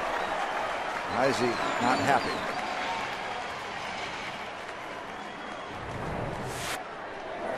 Strike zone. Shows that the Pirates perhaps get a call. What's the HGH camp show? Heisey backing away from a pitch that was inside, but Chris Guccione, the home plate umpire, rings him up. Now, I'll tell you one thing. I love watching the strike zone, but I also love the human element of you got a person calling balls and strikes. They will intentionally walk Bruce to face Devin Mesoraco. We walked Jay Bruce last night. Didn't work out too well. The bases, and next the batter was hit. All of a sudden, we had a tie ball game.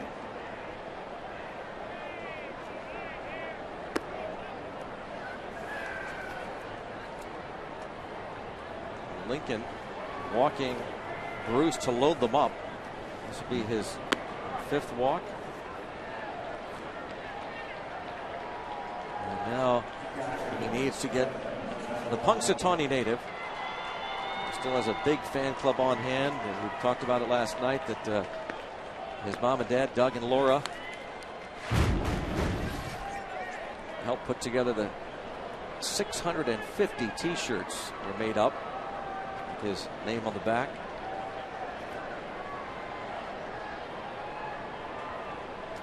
Some of them right there.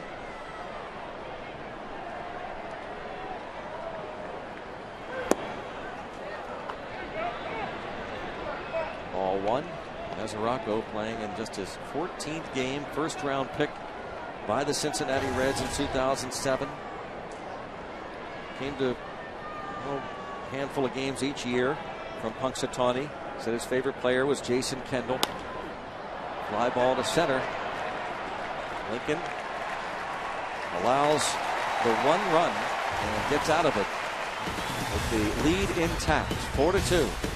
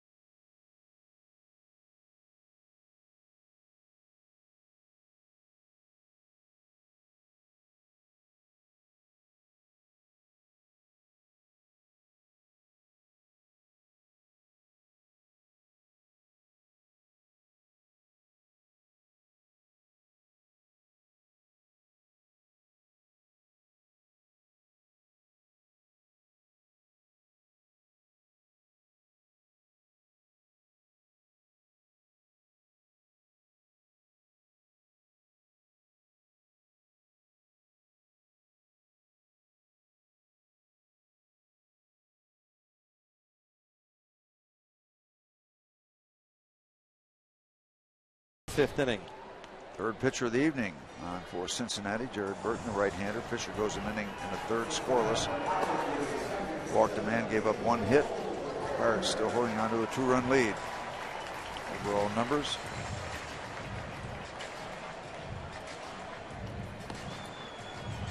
Not a body of work for Mr. Burton. Neil Walker to lead things off. And that body of work really slim for this guy who's done a lot of work. Major League work out of the bullpen. Shoulder problems. This is his 5th appearance of the season.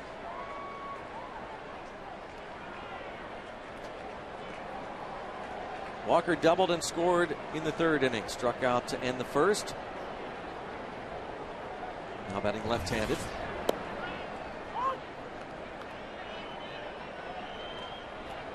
Walker hitting .272 this season from this side of the plate. We talked to him about last night's crazy play. It could have been a double play on the one hopper hit by Drew Stubbs in the 5th inning. The pitcher standing at second base. I asked him before the game, Steve, exactly what was happening. He said, I was confused.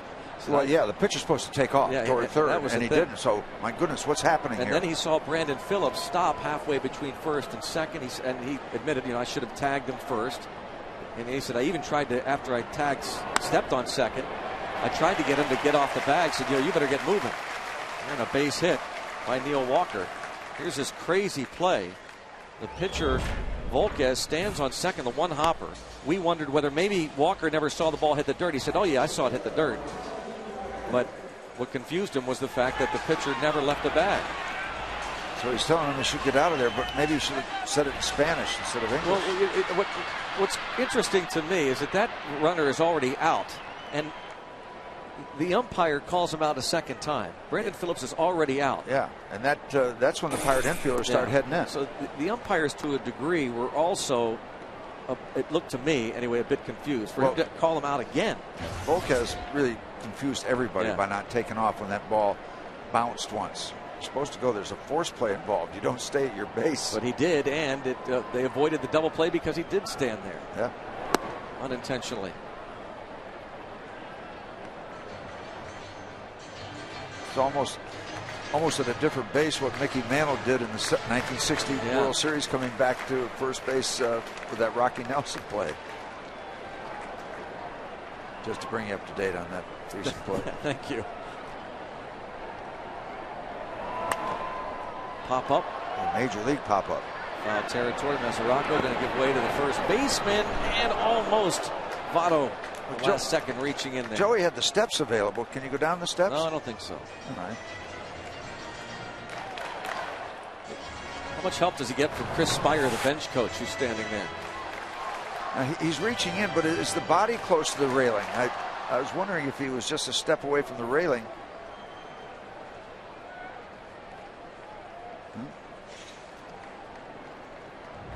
I am amazed how many times players on a bench aren't up there, whether it's an opponent or a teammate, up there making sure they cushion a guy should he fall. And it doesn't happen as often as it should. They're looking there. There should be 5 guys up there. And should there be a bunch of guys saying, you got room, you got room, you got room? Yeah.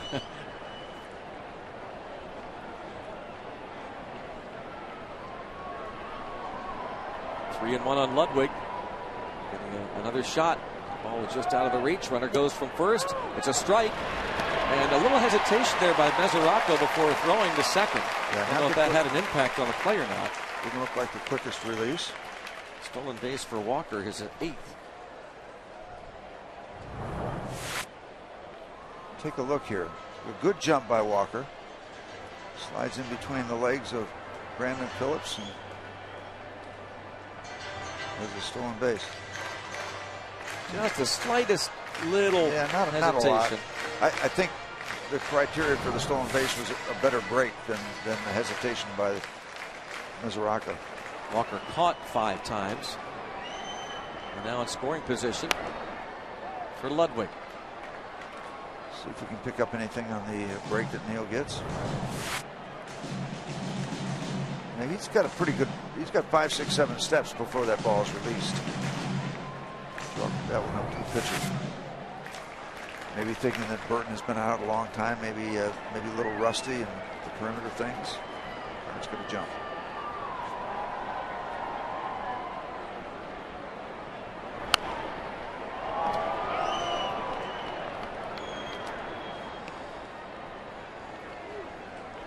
Three and 2 the count on Ludwig. Sacrifice fly in the third.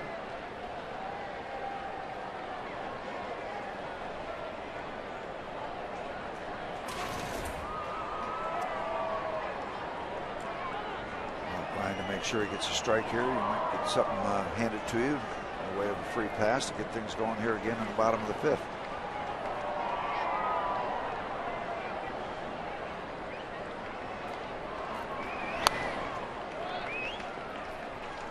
Still 3 and 2. 33-year-old native of Satellite Beach, Florida, Ryan Ludwig. What's in the cards for him next year?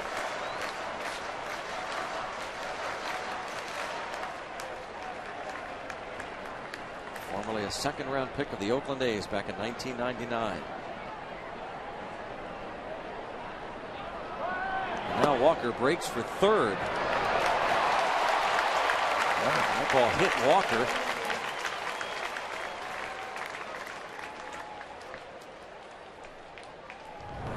So Neal takes off. Another terrific jump. There's the strikeout, and then he's got to throw over top of Ryan Ludwig. Walker in the right hand. Oh, ouch. That's not good.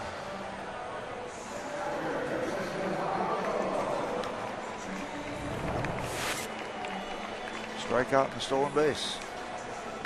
Pirates Walker with making 4 his, stolen bases tonight. making his way around the base paths. Infield creeps in with Jason Jaramillo at the plate.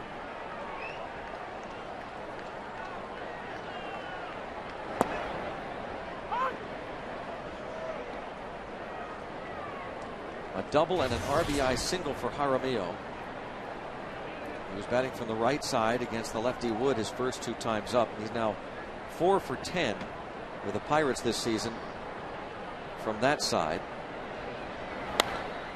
Pulls this ball foul. You know, Greg, he's seeing the ball very well. I mean, really he's on these everything. pitches. Yeah, he's on everything. Jaramillo tonight. Keep in mind, he was one of the heroes last night. A pinch hit double that led to the winning run, and here a double off the Clemente wall and right, going the other way. RBI single. Jason Jaramillo hitting .381 from this left side of the plate. 8 for 21. We talk so many times about body language from a pitcher, how he stalks the mound and controls that area. Well, Jason Jaramillo has good body language at the plate, stepping out, just looks sure of himself right now. He's in one of those nice streaks. High chopper right side. And the runner does not break. Not going on contact. 2 outs. Field in. Now they'll play back with 2 away. Ronnie Cedeno.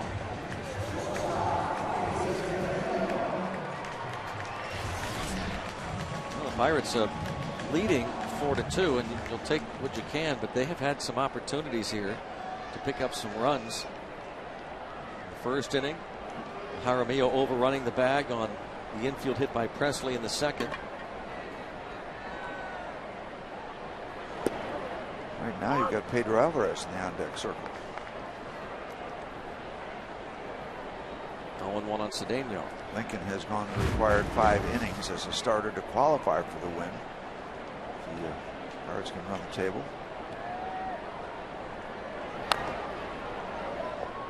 Burton out in front 0-2.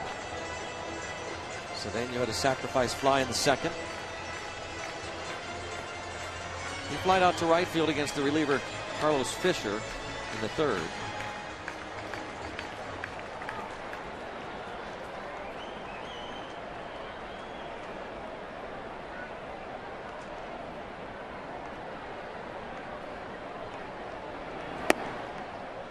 Takes.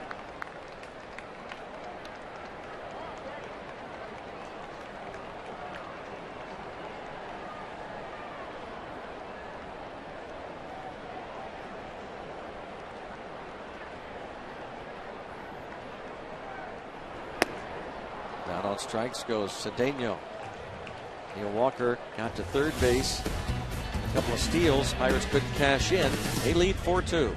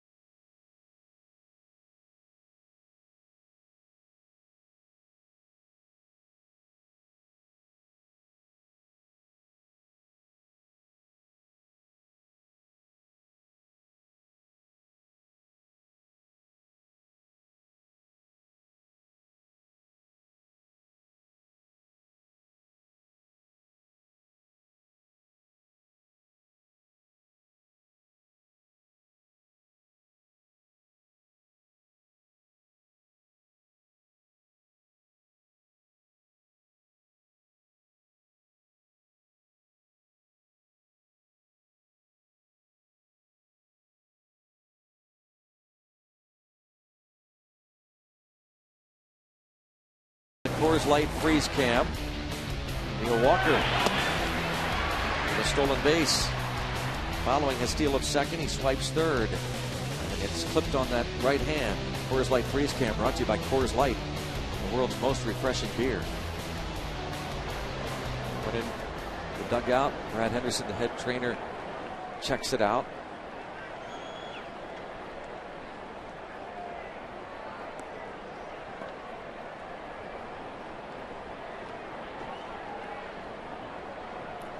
Must have checked out all right because he's back out there. A little cut on the finger. Juan Francisco allows this pitch way back into the club level.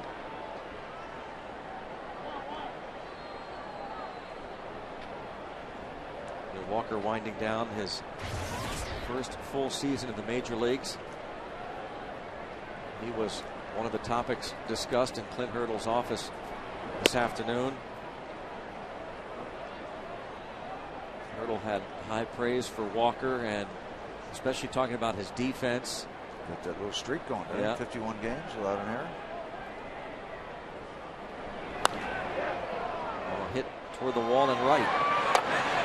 There's that carom. Steve, you talk about funny bounces. There's a perfect example. We've seen a couple of completely different caroms off the wall. One, the Jaramillo double in the second, and this one here off the bat of Juan Francisco. See, there's a line. There's metal along that bottom, and then there's some concrete under that.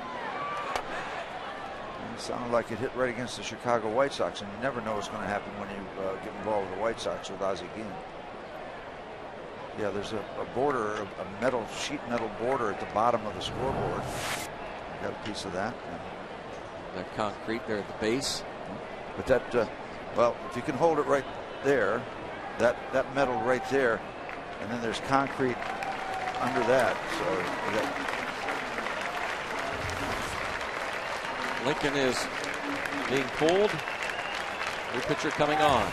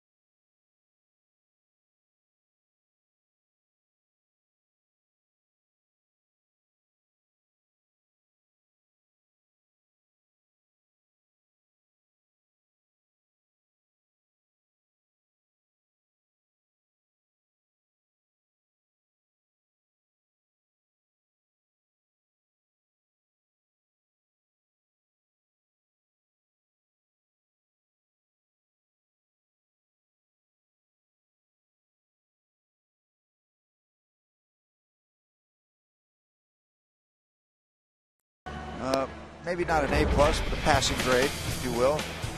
Take a look at some of his work. See, 4 strikeouts, good breaking ball there, 4 strikeouts. Good high fastball. Gets down under stairs and gets a good call third strike when he had to. And this pop-up with the bases loaded really gave the Pirates to hold on to what they've established so far. So decent, not great, not bad. He departs, and here's Jared Hughes. Facing Edgar Renteria, who's grounded out twice. Nobody out. Pirates up 4-2. Could be another one of those nights where teams go deep into their respective bullpens. It's that time of year. A lot of that happens. And even though there are a bunch of pitchers available, again, Clint Hurdle talked. He covered a bunch of subjects today, but said we really needed a strong, solid start because that bullpen has, even though there are a bunch of guys, they've been used a lot. Probably not going to be able to use Joel Hanrahan tonight. Go with either Jason Grilli or Jose Veras in a closer's role. Hoping to avoid Veras for a couple of days because he's approaching the 80 games pitched mark.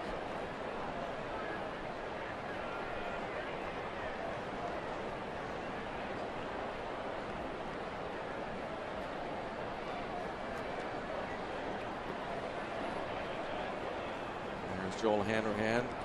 Threw 31 pitches last night. And not at all happy with his performance. Yeah.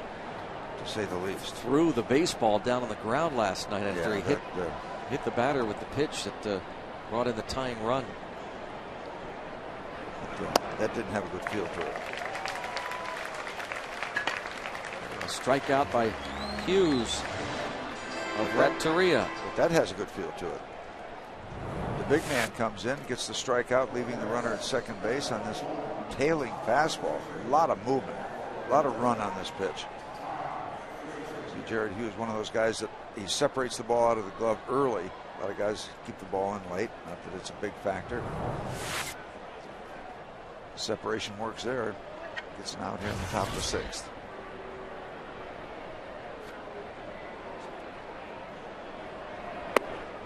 Todd Frazier bats for Burton. It was Frazier who got hit by that pitch last night, forcing in the game tying run in the 9th. Frazier was 2 for 4 starting at third base in the game.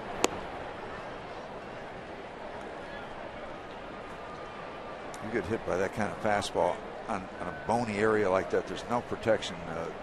Many times you're going to get a broken bone, broken wrist, broken bone in the hand. Okay. See Hughes again with that running fastball. So much run on it. Back into right-hand batters.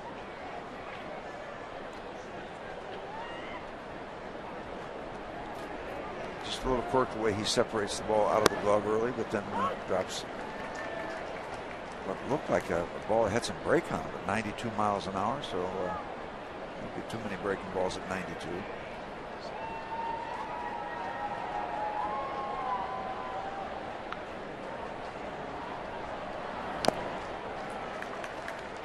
Three and two here. Watch the frustration of Hanrahan when he hits Frazier with this pitch.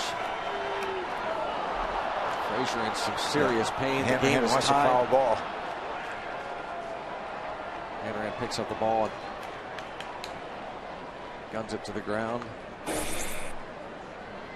he was not pleased. He did pick up the win, but he didn't want to do that. He wanted to save. So again, with all those pitches thrown, 31, the most this season by Hanrahan. Clint Hurdle will likely stay away from him tonight.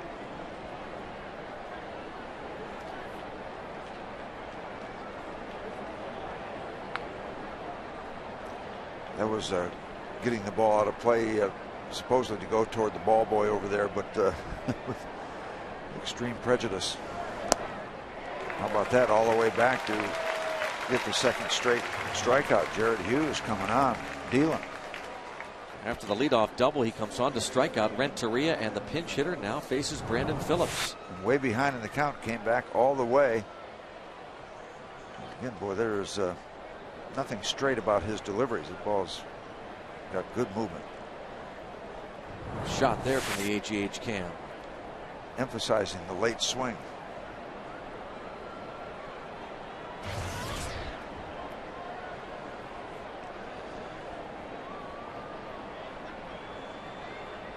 The Hughes Corporation.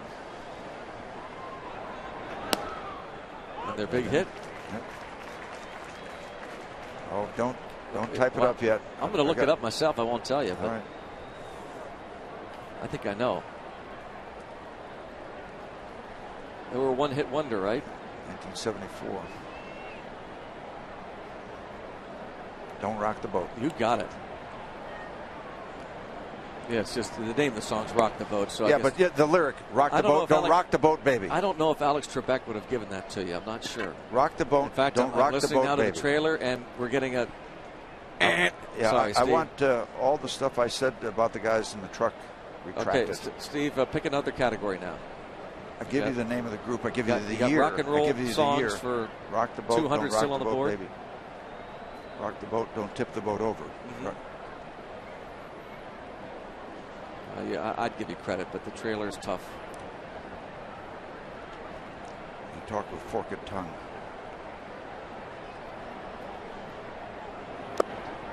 One and two. Good, Jared. Jared Hughes. Even Phillips has to kind of smile wryly at that sinking fastball. 1-2 the count. Big 6'7" right-hander. Rookie Hughes going to try and put away the veteran Brandon Phillips, who has 2 doubles. Oh. Okay, we're going to overthrow one there. Yep. Yeah, we're going to reach back. We're going to throw it 200 miles an hour. Not all that uncommon. Guys that have been around 5 years, especially so for just arriving on the major league scene.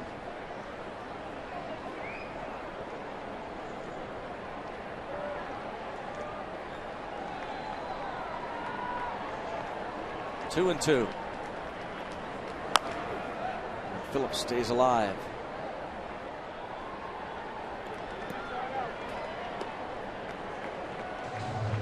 Brandon Phillips is going to be in a Reds uniform again next season. Walt Jocketty, who himself was extended yesterday.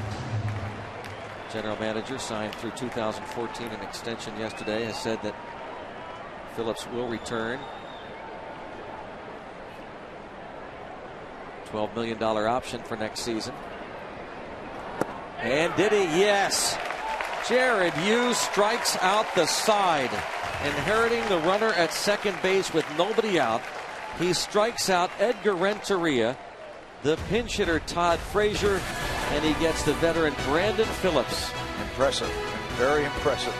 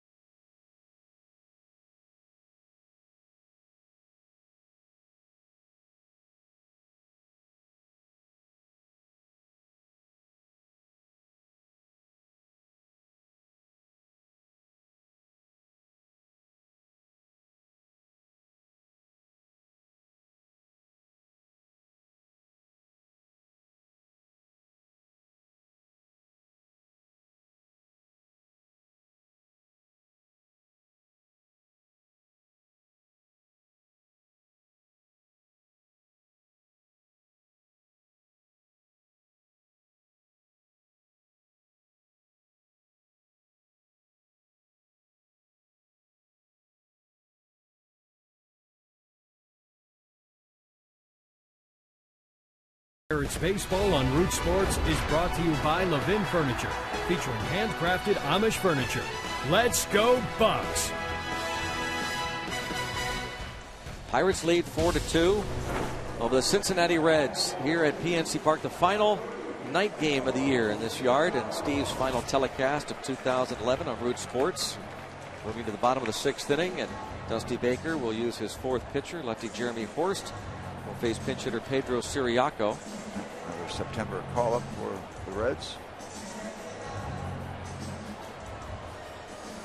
who, like the Cardinals, have just extended their general manager for 3 years.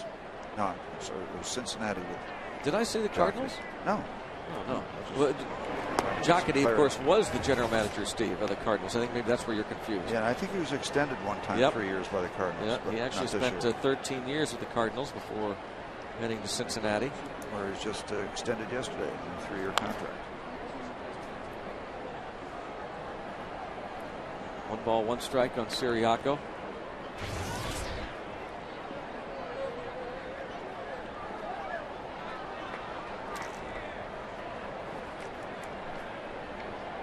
Again, Steve's final telecast of the year on Root Sports. Ball, 2 strikes on Siriaco. I think we've got some of Steve's greatest hits compiled by Adam Elmore, if I'm not mistaken. So we'll be able to enjoy that over the final few innings. I want to just stay with the Hughes Corporation, but Jared has departed after striking out the side. A line drive, and of course, Votto well off the line. Able to make the play. Actually, we have Steve's postseason awards for you. These are Steve's selections for the 2011 American and National League award winners. For the MVP, he's got Curtis Granderson in the American League and Matt Kemp in the National League. Justin Verlander and Clayton Kershaw, the Cy Young Award winners. Eric Hosmer of the Royals, Craig Kimbrell of the Braves as the Rookie of the Years, and Jim Leyland and Kirk Gibson as the managers of the year. Surprise teams, Texas and Arizona. Disappointments, the White Sox and the Giants. You have a question? No. It sounded like you, John Miller. There. Yeah, well, he's the Giants, Steve. Well, yeah, they're a little disappointing. They've been hurt, but that's no excuse. You know that, Joe. What makes Texas your surprise team? Because they are the defending American League champions, and they're going to win the West? Because I don't know much about the American League. Oh, all right. Yeah. Well, although you picked Eric Hosmer, who I think is going to garner some votes as Rookie of the Year. Yeah, because I was more interested in that. Oh. All right. Fly ball to center field, and out number 2 is Presley. Is retired. 2 up and 2 down. So you've got, I agree with you on the Curtis Granderson, not that you care if I agree with you or not. The Matt Kemp, Verlander, Cy Young, that's a lock. Kershaw, Cy Young, probably. Probably. Hosmer, I might have a different take. Who would you say beside Kershaw? I heard a little doubt in your voice. Well, I think Ian Kennedy is going to get some votes. So he's going to lead that team into the postseason. The Dodgers aren't going anywhere, Steve. And now Josh Harrison, who needs a home run to hit for the cycle. He already has one this year. 1 big league dinger.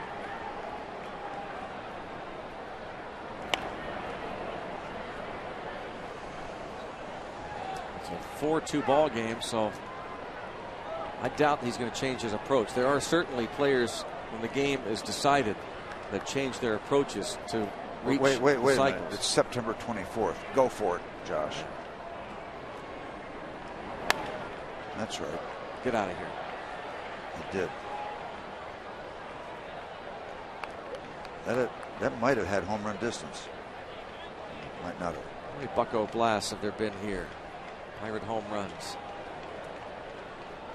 Looking for 50. Darryl Ward, the last Pirate to hit for the cycle. Have yourself a night. Is he going to try to go for 4, Steve? I think that was necessary. He is 4 for 4. Josh Harrison. What a night. Yep. No, he won't be going for 4. But who knows, with the Pirates running the way they are, he might be going for second base right now. And that's a feel-good night for the Pirate third baseman. Now Dusty Baker will take the baseball from the lefty. It is going to be one of those nights. Yeah. 2 hits for Harrison against lefties tonight. That's worth noting because he was hitting under 200 against lefties coming into tonight. 4-2. We'll tell you about the new pitcher in a moment.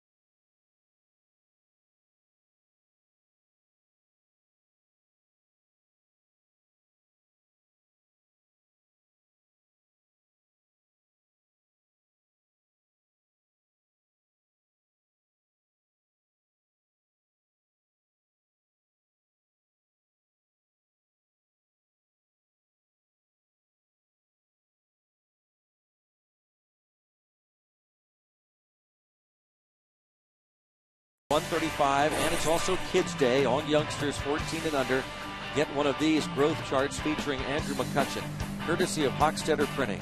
And we invite you to come out early for the #1 Cochran Kids Fun Zone right outside the ballpark on Federal Street.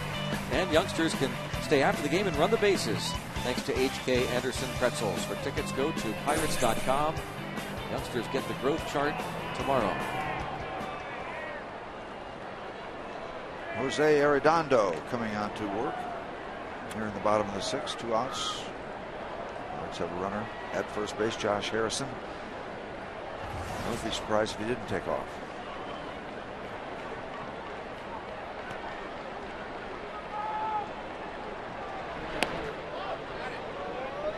Quick move, Harrison gets back.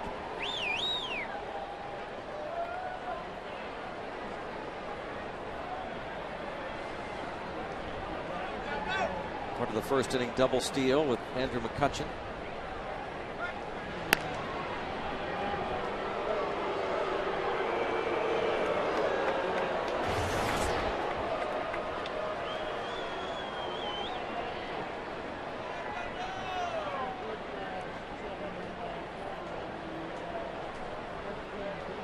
McCutcheon has walked twice, hit a sacrifice fly.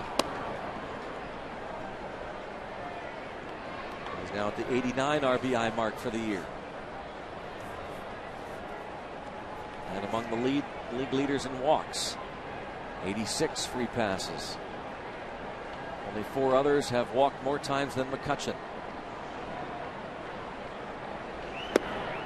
And that not close. A 2-mile-an-hour fastball. Arredondo, 50 appearances. He's given up 5 home runs. Red's bullpen. He has been plagued off and on by arm issues this year.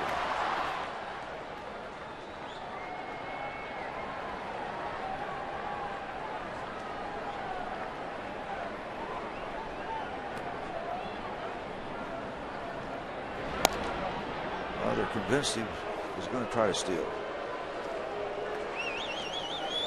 Pirates with 4 stolen bases. Harrison and McCutcheon the double steal in the first. Neil Walker swipes second and third in the 5th inning. Now Arredondo falls behind McCutcheon 3-0.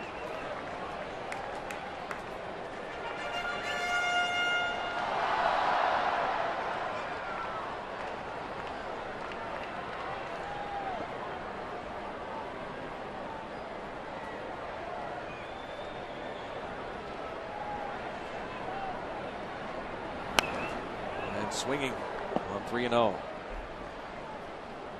Hurdle gave him the green light. liked what he saw, fouled it back. 3-1.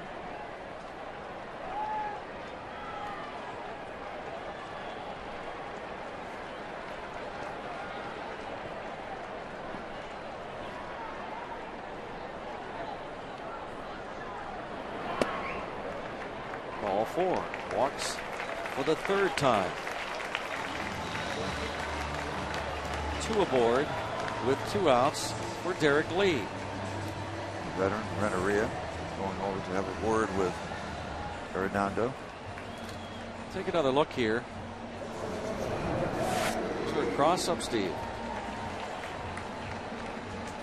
Yeah, he went up looking for a fastball, and I think there was a kind of a bad breaking ball, late breaking ball that just hung upstairs but came down a little bit. But if the catcher doesn't go out, if they get crossed up, usually they're out there. Because you can get hurt if you're back there, even with all that equipment. If they cross you up, it happens once. Go out and talk to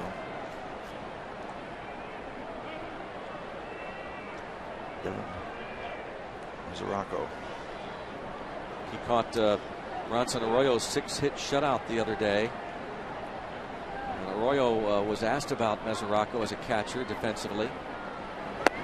Now quickly 0-2 on Derek Lee. Arroyo is saying that Mesoraco gives you a good target back there, comfortable, stayed on the plate for me. Arroyo went on to say he throws good enough, he blocks good enough, he receives the ball pretty good. He hasn't shown any glaring weakness. In this day and age of offense, I think what he does at the plate will determine if he's going to be a starting catcher in this league for 140 games. Ronson's pretty objective about all that stuff. He's objective and he's pretty honest. Yeah. He's gotten himself in the soup a little bit in terms of what he says, but we give him credit. There's a fly ball to center field, and the Pirates are going to strand a couple of more. Derek Lee flies out. Pirates lead is still 2.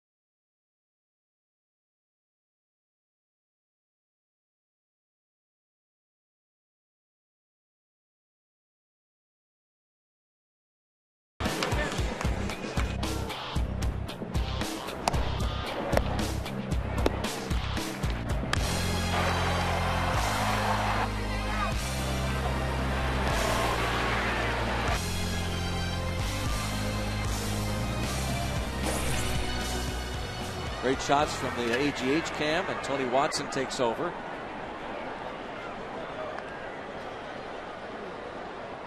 Kind of heading down the same road we were last night, a 4-3 final. We're in that neighborhood now. Pirates leading by 2.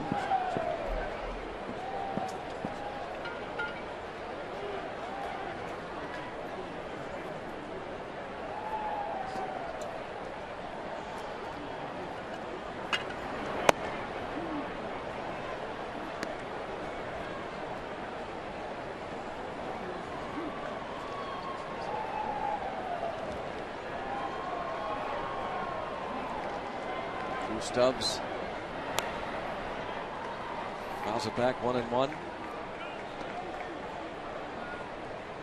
You always get great shots here, regardless of absolutely right which camera we use. There's no bad one. No, no bad.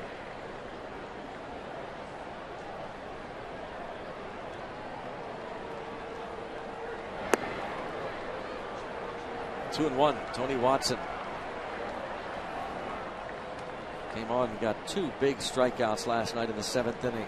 Struck out Votto and Bruce.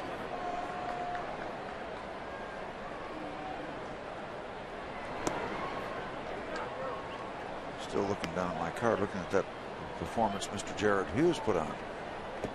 Comes right in, strikes out 3 in a row. Thank you very much. Took care of that leadoff double. But, on the other side of the card, the Pirates having a problem leaving a lot of runners on base. 9 stranded so far. Leadoff base runner.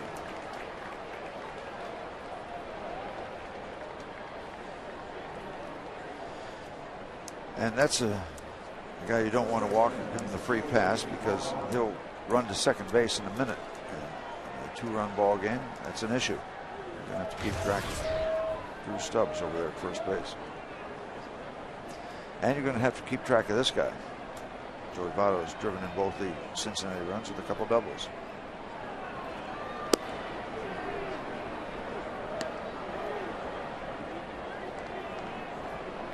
And you don't get much of an advantage by having a lefty out there against Votto. He's hitting .335 against them this year. That is the 7th highest average in the National League.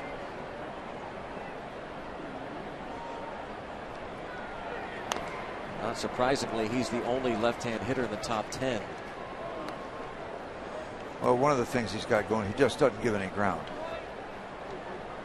There's a lot of left-hand batters that will bail, whether they want to or not. Their heart is in it, but their feet aren't. They'll give some ground.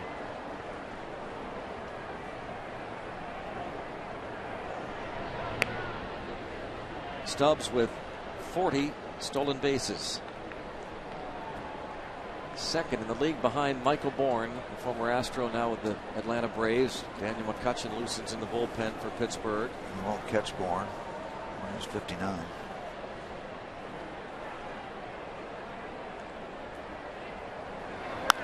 Bouncing ball to second. 4-6-3. Easy as pie. I think if I have my numbers right, that might be number 20 that Votto has hit into. Yep. Room service. 1, 2. Comfortable hops. Throw to first. Done deal.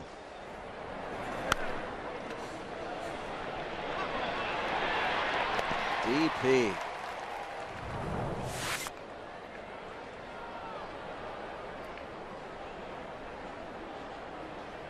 Walker will keep checking on that finger. It was clipped on that throw. Stolen base.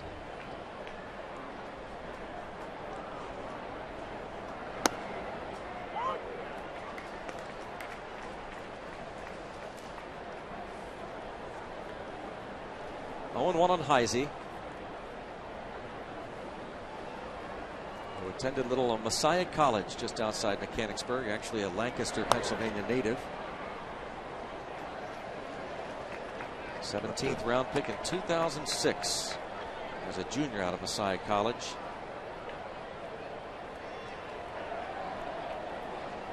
Two years ago, the Reds minor league player of the year. His first big league hit and first major league home run against the Pirates in May of last year.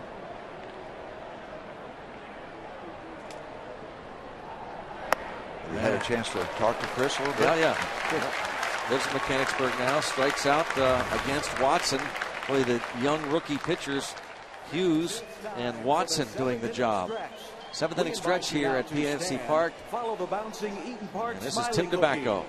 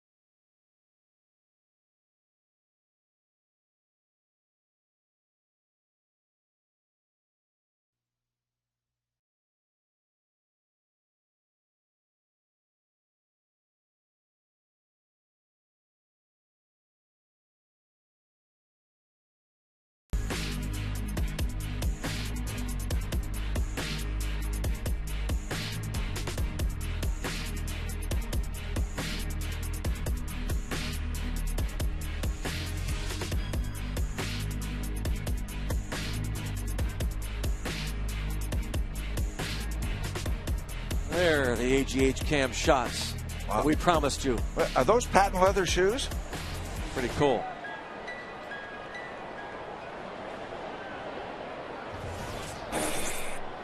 Neil Walker at the plate. With 2 hits, 2 stolen bases, and a run scored. Ludwig next, and then Jaramillo.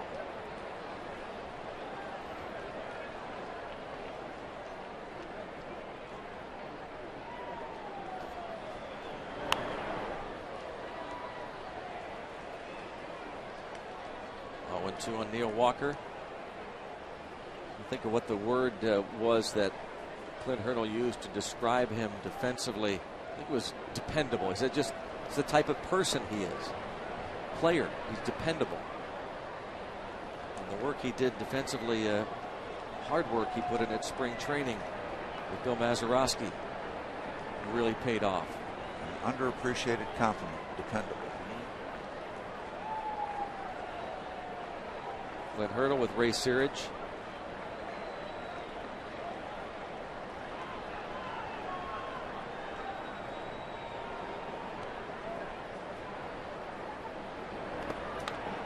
Ball, 2 strikes on Walker.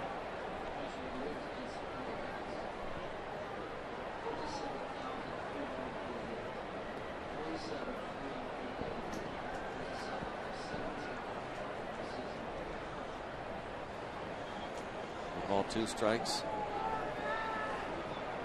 37,388. The paid crowd. Another sellout. 17 sellouts this season. The most since this ballpark opened in 2001. We had 19 sellouts that year. Standing on the AGH Rotunda. Enjoying this Pirates lead over the Reds of 4-2. And Neil Walker, the hometown kid, with a 3-hit game. Doing what he did last time, just ripping that ball on the ground up through the middle. Hit it hard enough where nobody could get to it. Ball's hit hard.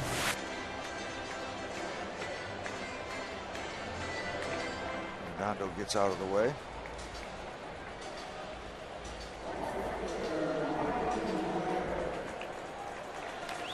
Walker struck out in the first inning, but since has doubled and singled twice.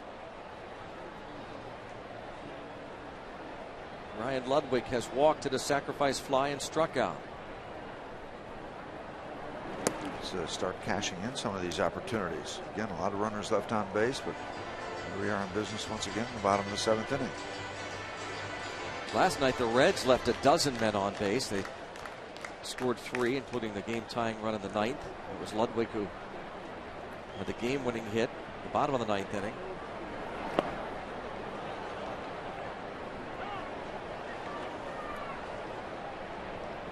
Ball, 1 strike count on the veteran.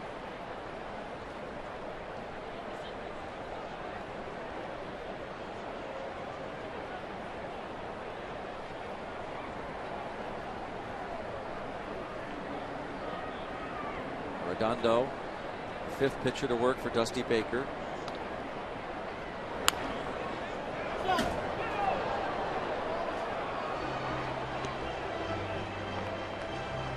Stays 1-2 on Ryan Ludwig. Left on base so far for both clubs. Pirates 9, the Reds 8. Makes it official. Pirates 2 for 10 with men in scoring position at the plate.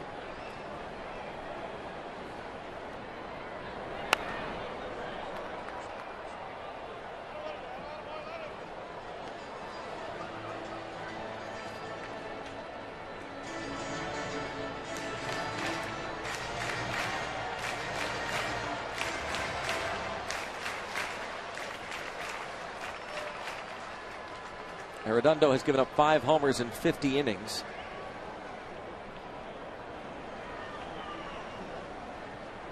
Ludwig has hit 2 Pirate dingers. There goes Walker again. And a throw high, but Mazeroski guns out Walker. A high pitch. Well, what happens is you keep running until they throw you out. Now they've established that, so the running game would back off. Good job by Meserock going up and get that ball and getting it out to Brandon Phillips in time.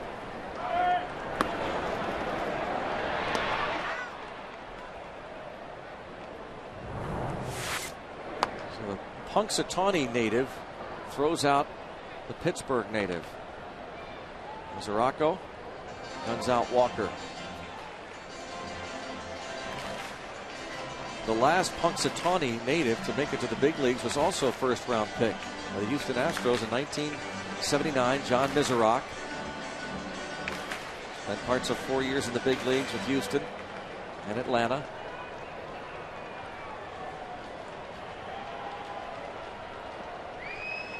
Meserock, a coach in the Phillies system these days. What about Phil? Did Phil ever get drafted? Asked, talking to Meserock, I said, you ever get the jokes? There's all the time. All the time. But he doesn't mind. Puts Punxsutawney on the map. At least they know where it is and how to pronounce it. I remember growing up in Connecticut, and that was a big ritual that time of year. You always want to report Punxsutawney Phil. It's been that way forever.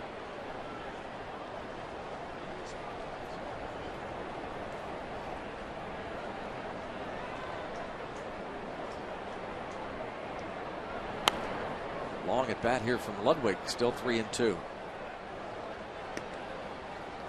As he battles Arredondo.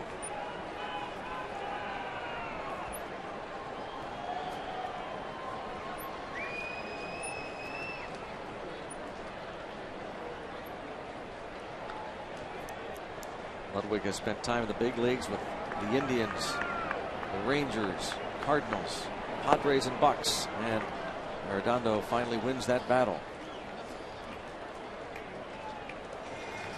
2 outs brings up Jason Jaramillo. AGH Sports Medicine injury update. Miguel Cairo underwent season-ending right shoulder surgery yesterday. The veteran infielder for the Reds hit .265 and drove in 33 runs in 102 games this season. And you talk about a veteran presence. Cairo and Renteria. Roland is out. That's shoulder injury also. He's been battling that for several years. Saw those folks up on that AGH rotunda.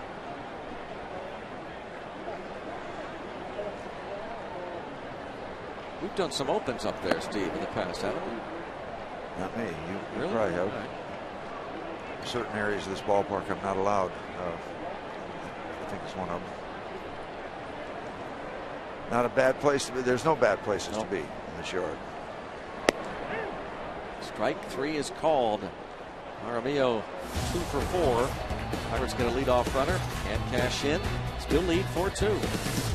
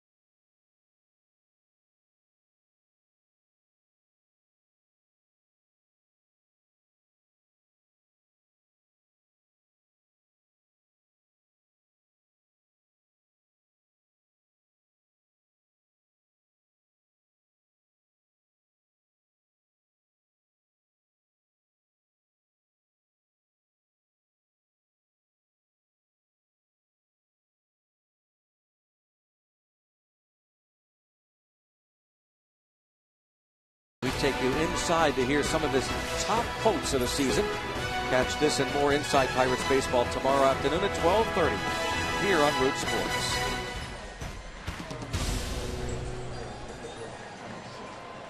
Clint Hurdle calling on another pitcher, Jose Veras. Will pitch in his 79th game. Calling on another right fielder also, Xavier Paul.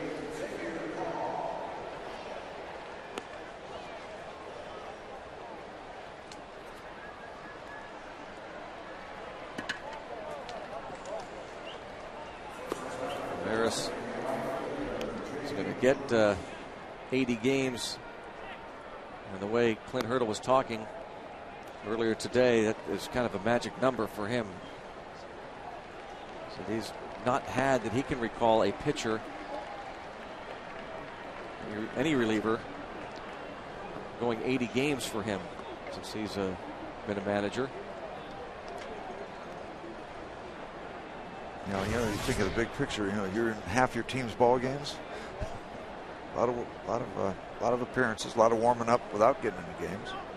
Meanwhile, Veras says he's surprised at how good he does feel. Easily the most games he's pitched in his career.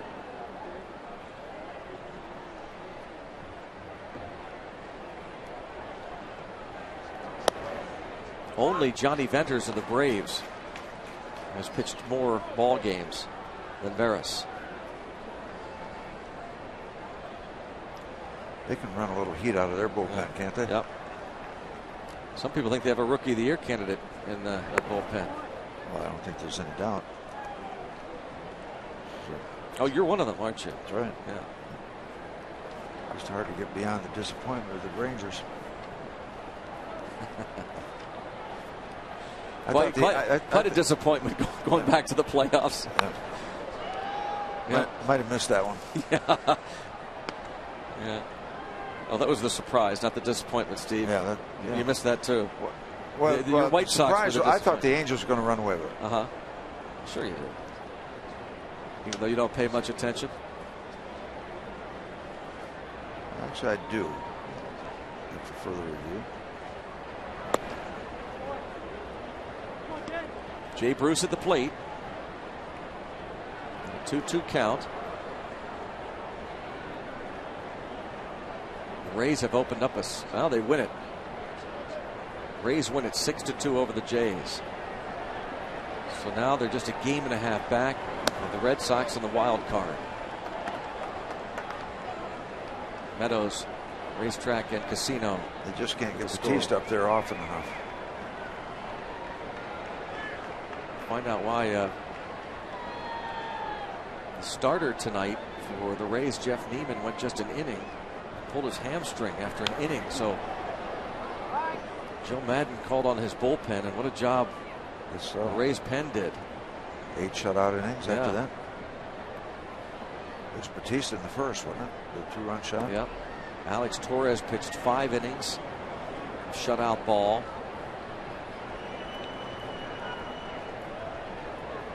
Brandon Gomes pitched an inning for Tampa Bay. A big win as Veras walks Bruce to start the 8th.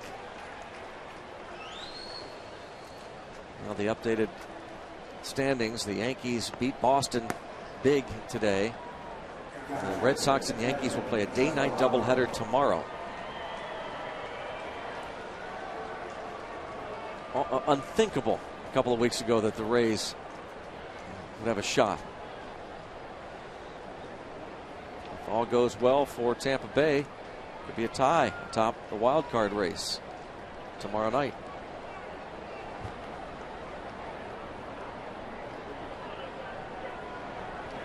Just the way Mr. Seelig would love to see it.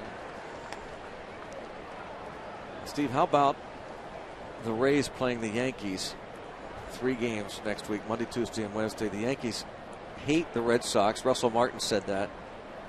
How about if they tank it and let the Rays sweep them? There you go. You would hope that there's not a chance of that.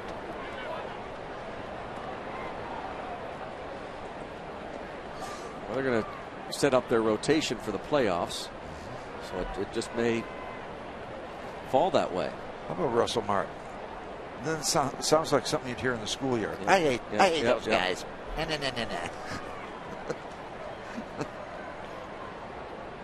When you think that stuff. You never came out and said that about your Reds, did you, when you were battling the Big Red Machine? No. You don't say it. You feel it, but you don't say that stuff. And the fans do, and you understand why. That's fine.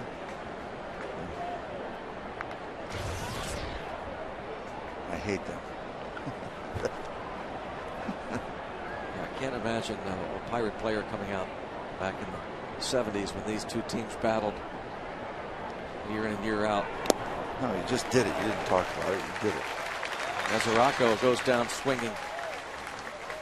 Tried to do it against the Big Red Machine. The breaking ball. Good spot.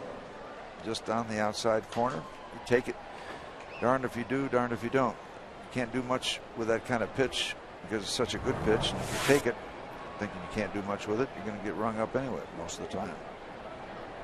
Juan Francisco has 2 doubles. This guy has some power. Big time power.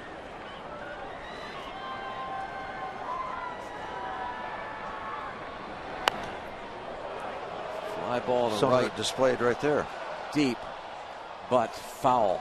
Man. That almost gets up against the Pirates charity sign. High, towering drive. This guy's got some power. Yeah.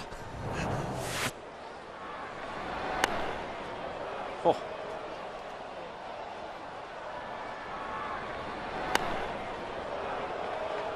That shot from right field coming at you. 24-year-old Juan Francisco, the Dominican native. Listed at 6'2", 238. Parts of the last 3 seasons with the Reds. They signed him in May of 04. He's a non-drafted free agent. Made it to the big leagues for the first time in 2009.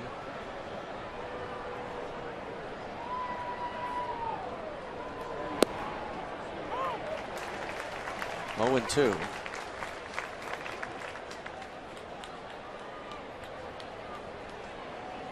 A lot of stuff going on with those gloves and the sweatbands and that.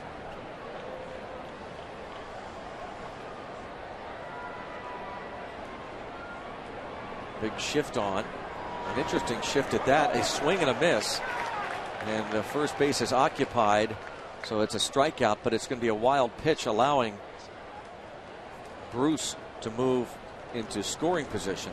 The ball got away from Jaramillo.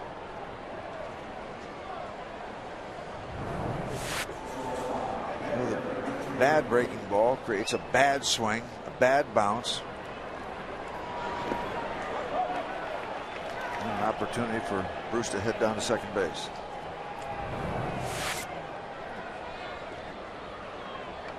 Renteria struck out with Francisco at second base in the 6th inning.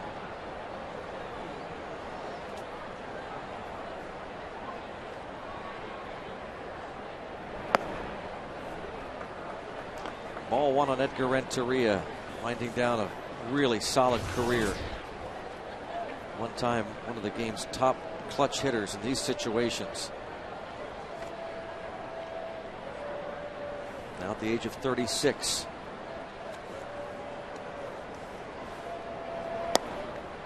A strike. 2-time Gold Glove Award winner.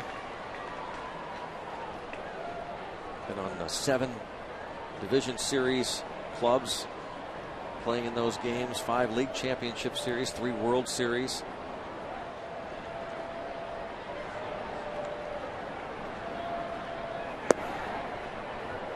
As Trent Jewett, our old buddy, would say, that's a lot of postseason glue. It's called money glue. Let it glue. Nice checks to get at the end of the year. On the World Series champion Giants last year, and the MVP of the World Series when he hit .412. As the Giants beat the Rangers. 3-1 on Edgar Renteria. Came to the big leagues with the Marlins, was on that 1997 World Series winning team, Jim Leland's club. And the game-winning hit of Charles Nagy. Game 7, bottom of the 11th inning, and a strike is called.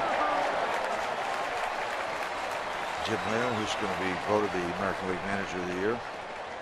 Yes, a lot of people. Whoever's running that surprising Some Texas believe that, team. yeah. Now, do you get your votes in? Do you get to use your picks later? I don't know. Probably not. We had you on full display earlier tonight. It's all about you. Well, the star. And a base hit into center field makes it a one-run game. Following the script an inning earlier from what they did last night. A couple of runs early for the Cincinnati Reds. They came on late to tie the ball game. Reds did prevail.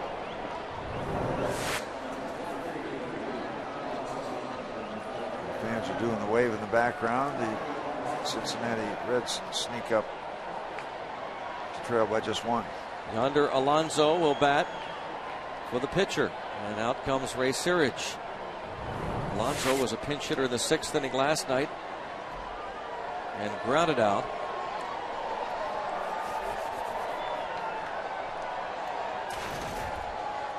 Talking with Jaramillo and Barris about Yonder Alonso.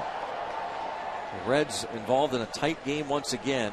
They have played in a major league high 91 games decided by 1 or 2 runs this season, which approaches the franchise record in that department.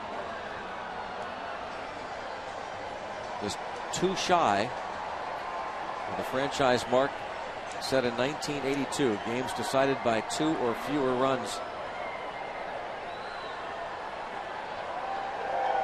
See the records of these 2 clubs in tight ball games.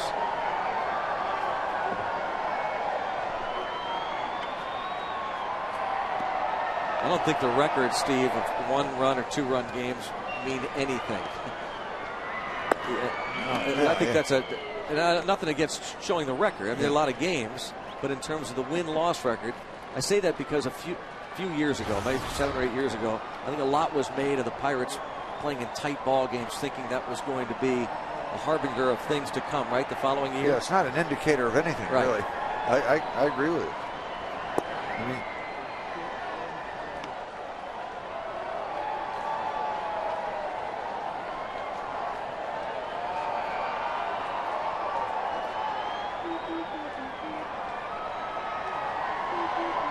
count on Alonso.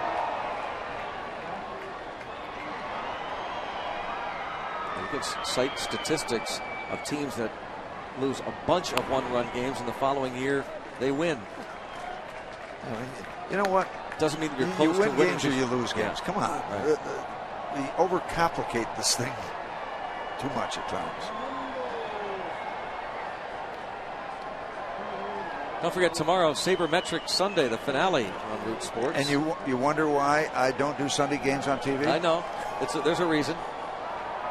I'm not allowed. So you're not allowed on the AGH Rotunda. You're not allowed to do Sunday games. Yeah, and the list goes on.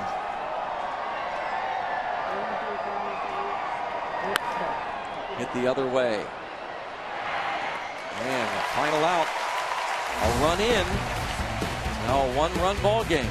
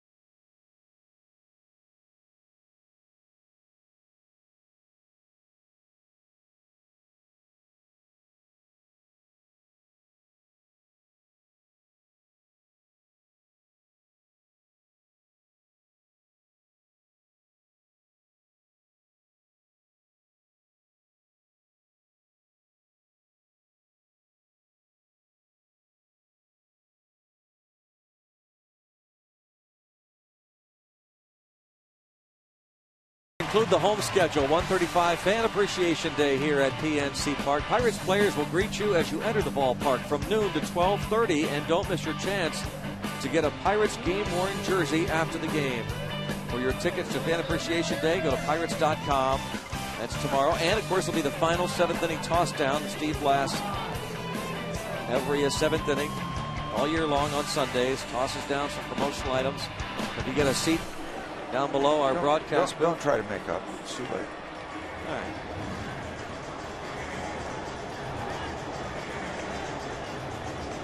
Tonight, 37,388. And Logan Ondrusek appears in his 65th game as the Pirates try to tack on an insurance run. They have led 4-1 since they scored 3 in the 3rd.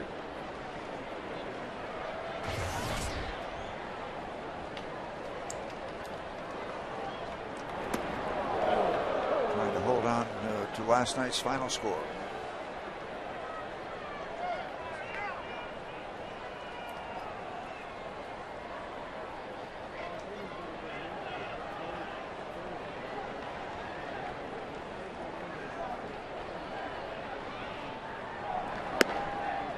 Logan, a very unique, neat first name.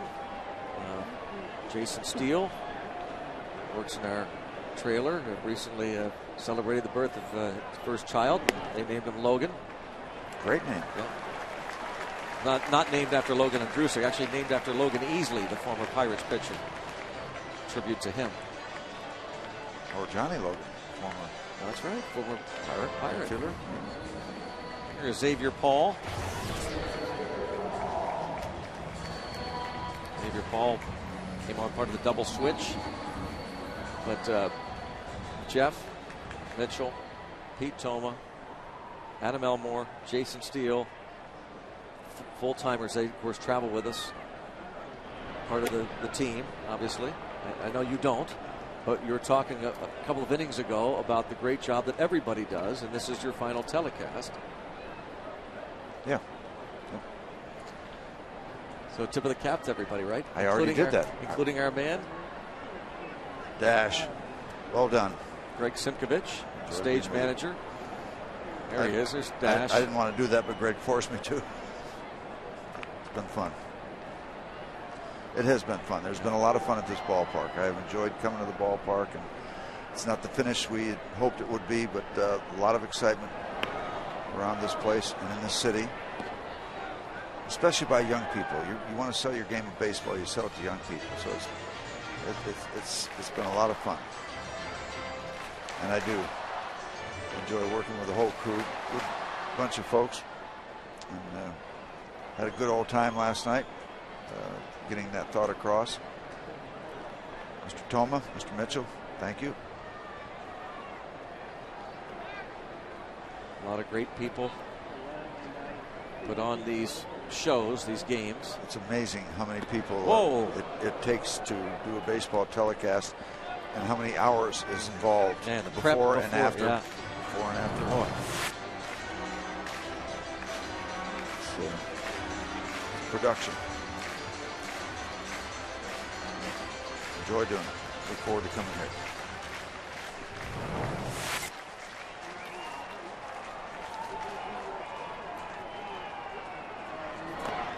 Xavier Paul having trouble getting a bunt down.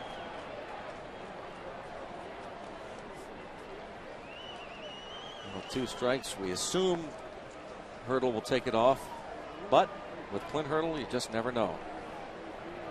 He really does keep you guessing. He really said at the beginning of the season, no book for him.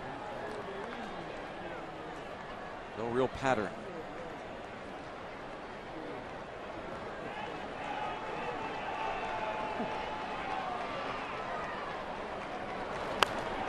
Certainly have enjoyed being on the same crew with Bob and Tim and John. Yeah, it is fun to be on the road with those guys. John goes on the road with us. Bob goes on the road with us. Tim. They all go on the road with us. They're good people over there. Yeah. Over there. Yeah. Can't forget the boss. Mark Garda.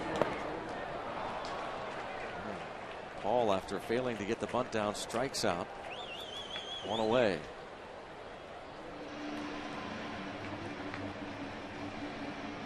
Now Presley. I wound up thanking so many people a few years ago that they thought I was quitting. No. He just saying goodbye for another year. Yep. To all the great people that put on these ball games at PNC Park. And I know you also, Steve, in all sincerity, you wanted an opportunity to thank all the people that put on these games on Root Sports and all the people that work around this ballpark. Yeah. I mean, you talk about how many people it takes to put on a telecast. What about the staff that's involved, the ground crew, the ticket takers, ushers, vendors, so hundreds and hundreds of people to put on a baseball game. They do it well. Out to the right side, Phillips, a nice sliding stop, retires Presley. 2 down.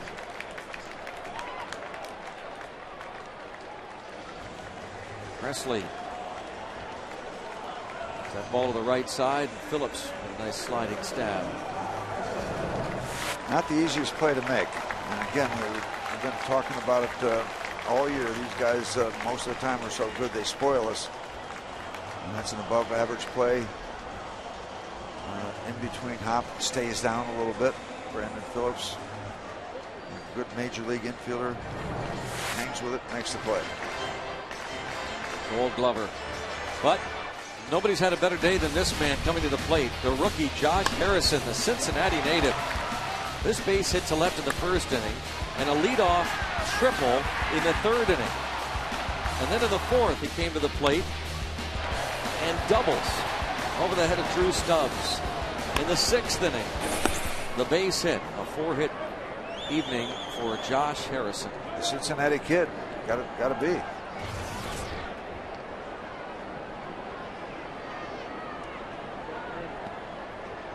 Now batting .281. A fly ball down the line in left field. And the catch is made by Heisey. Pirates leave another base runner in scoring position. It's a 1-run lead, and we'll see who's going to come on to close.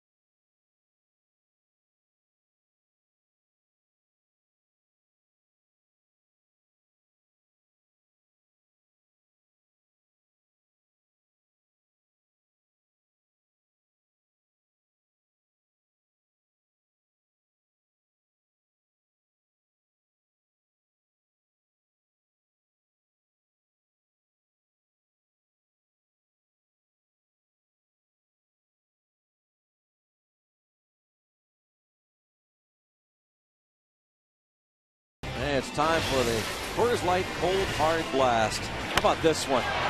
Garrett Jones. Some 458 feet last night in the second inning. Now that's a cold hard blast. Brought to you by Coors Light, the world's most refreshing beer. Over on the radio side, we had a 3-wow call on that one. Wow. There was time to say wow 3 times. Garrett Jones having some fun in the dugout. Pirates lead by 1. And they call on Jason Grilli to try and earn the save. He's done for the Pirates since being picked up from the Phillies organization. Started this year pitching at AAA Lehigh Valley. 2 career saves for him. pitching with Colorado at Wrigley Field. April 15th, 2009 was his last, and also pitching with the Rockies at San Francisco in August of 2008. You're liking that 30 innings and 35 strikeouts, Jason.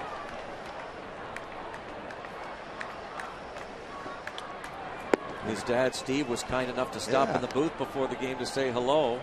A former big leaguer himself, and he is here tonight.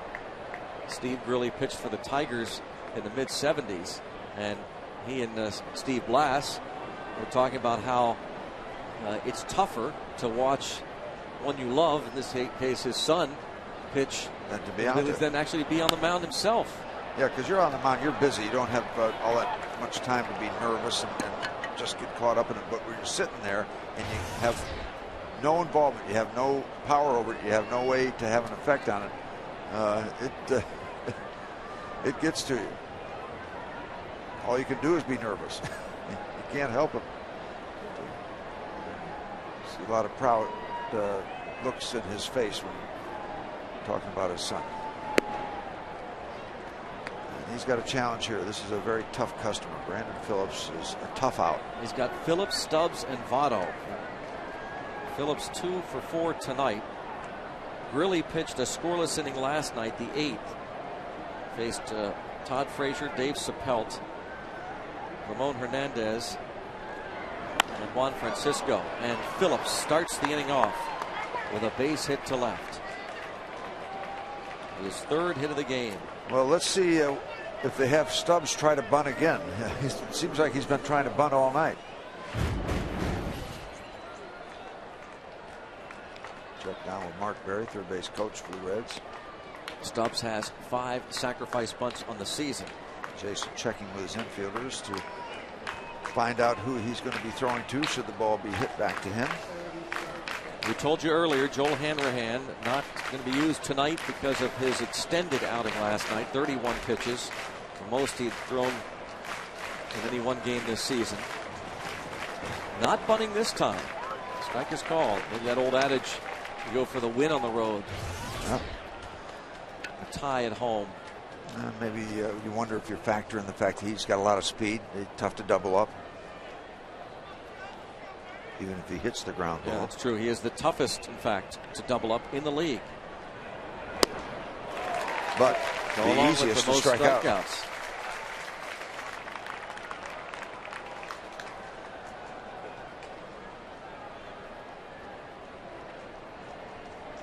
Drew Stubbs facing 34-year-old Jason Grilli.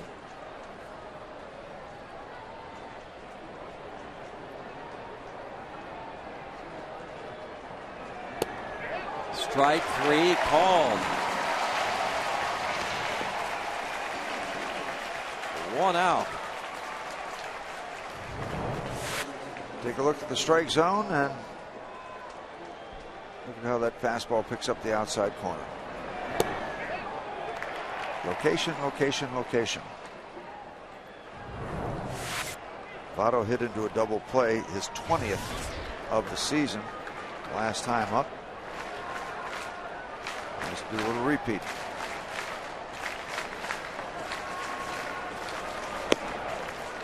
Strike 194. Well, Grilli thought his career was over. Last season didn't pitch at all. He and his dad had some heart-to-heart conversations. And Jason, the son, said, boy, you never realize how good you have it until it's gone. You really miss it.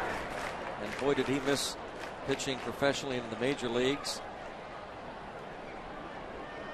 He signed a minor league contract with the Phillies and appeared in 28 games for their AAA affiliate Lehigh Valley at a 1.93 ERA. And Pirates signed him as a free agent July 21st. It's nice to come back after missing a year and throw it 94 miles an hour. It's a big item. For another strike. What you like about him, and we're getting first impressions and we continue to get them, but 93, 94, and you talk about quick releases a lot in football with a Michael Vick or a Dan Marino in those conversations. Well, he throws at 94, and I get the idea it's not a short arm release, but in that direction. with that kind of speed. That's a nice combination. And an off-balance swing by Votto is an out. Phillips will tag, but he's not going anywhere as they get the ball in quickly. Well done. Keeping the potential tying run at first base. Well done all the way around. Really pulled the string, went away from the fastball and got him out in front for the pop-up. Look at that. Phillips applauding McCutchen. Phillips wanted to go and get into scoring position. And McCutchen on the fly. And loaded a strike. Votto upset. Jason Grilli looking for his third career save. A lot of people in this yard on their feet looking for out number 27. Veteran pitcher Jason Grilli. Oh, this must be quite a moment for him.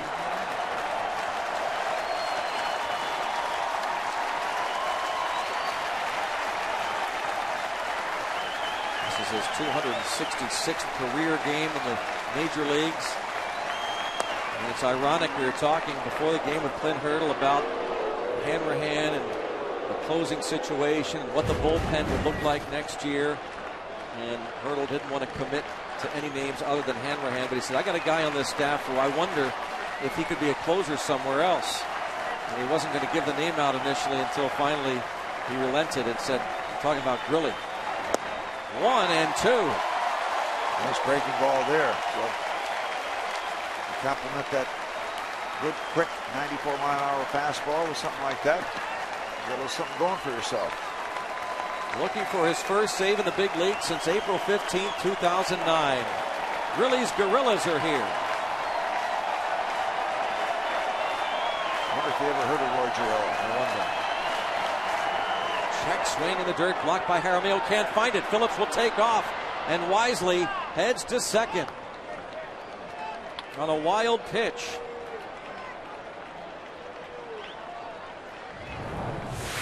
A huge 90 feet in a one-run ball game. Ball gets away. Jason turns the wrong way, and by that time it's too late to recover. A 1-2 pitch in the dirt. He can't find it, and Phillips takes off. So they prevented Phillips from going into scoring position initially on the fly ball to deep center. But he gets there after all.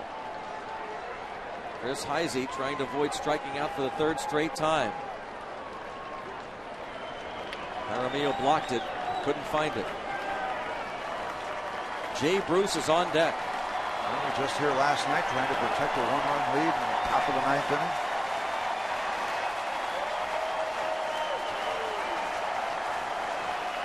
Jason Grilli's 2-2. Check swing, foul ball.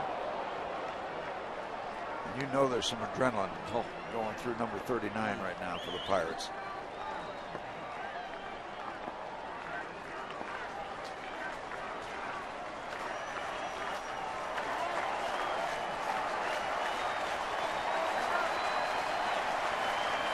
Two balls, 2 strikes, 2 outs.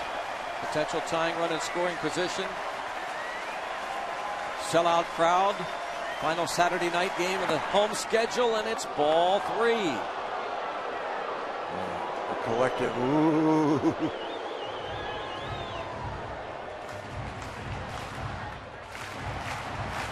It's still amazing that somebody can throw a baseball 60 feet and 37,000 people groan as one. That's still pretty interesting. That could create a bigger groan. Bounce fair. Harrison deep third. Throw to Lee. What a pick. Praise the Jolly Roger. Jason Grilli. What a combo. Corner to corner. Grilli, the rookie Harrison, the veteran Lee. And they raise it back-to-back nights. And the final night game of the year at PNC Park. What a play. Corner to corner. Harrison, foul territory. Long throw, a great scoop. And a spectacular finish to a Pirate 4-3 win. Oh, he loved it. He's raising the Jolly Roger. Yes, sirree. Jason Grilli picks up his first save as a Bucko. And the Pirates have won 2 in a row over the Reds. Look for the sweep tomorrow. Thank you to Steve Blass. He'll join me on the radio side tomorrow. My pleasure. Pirates post game is next.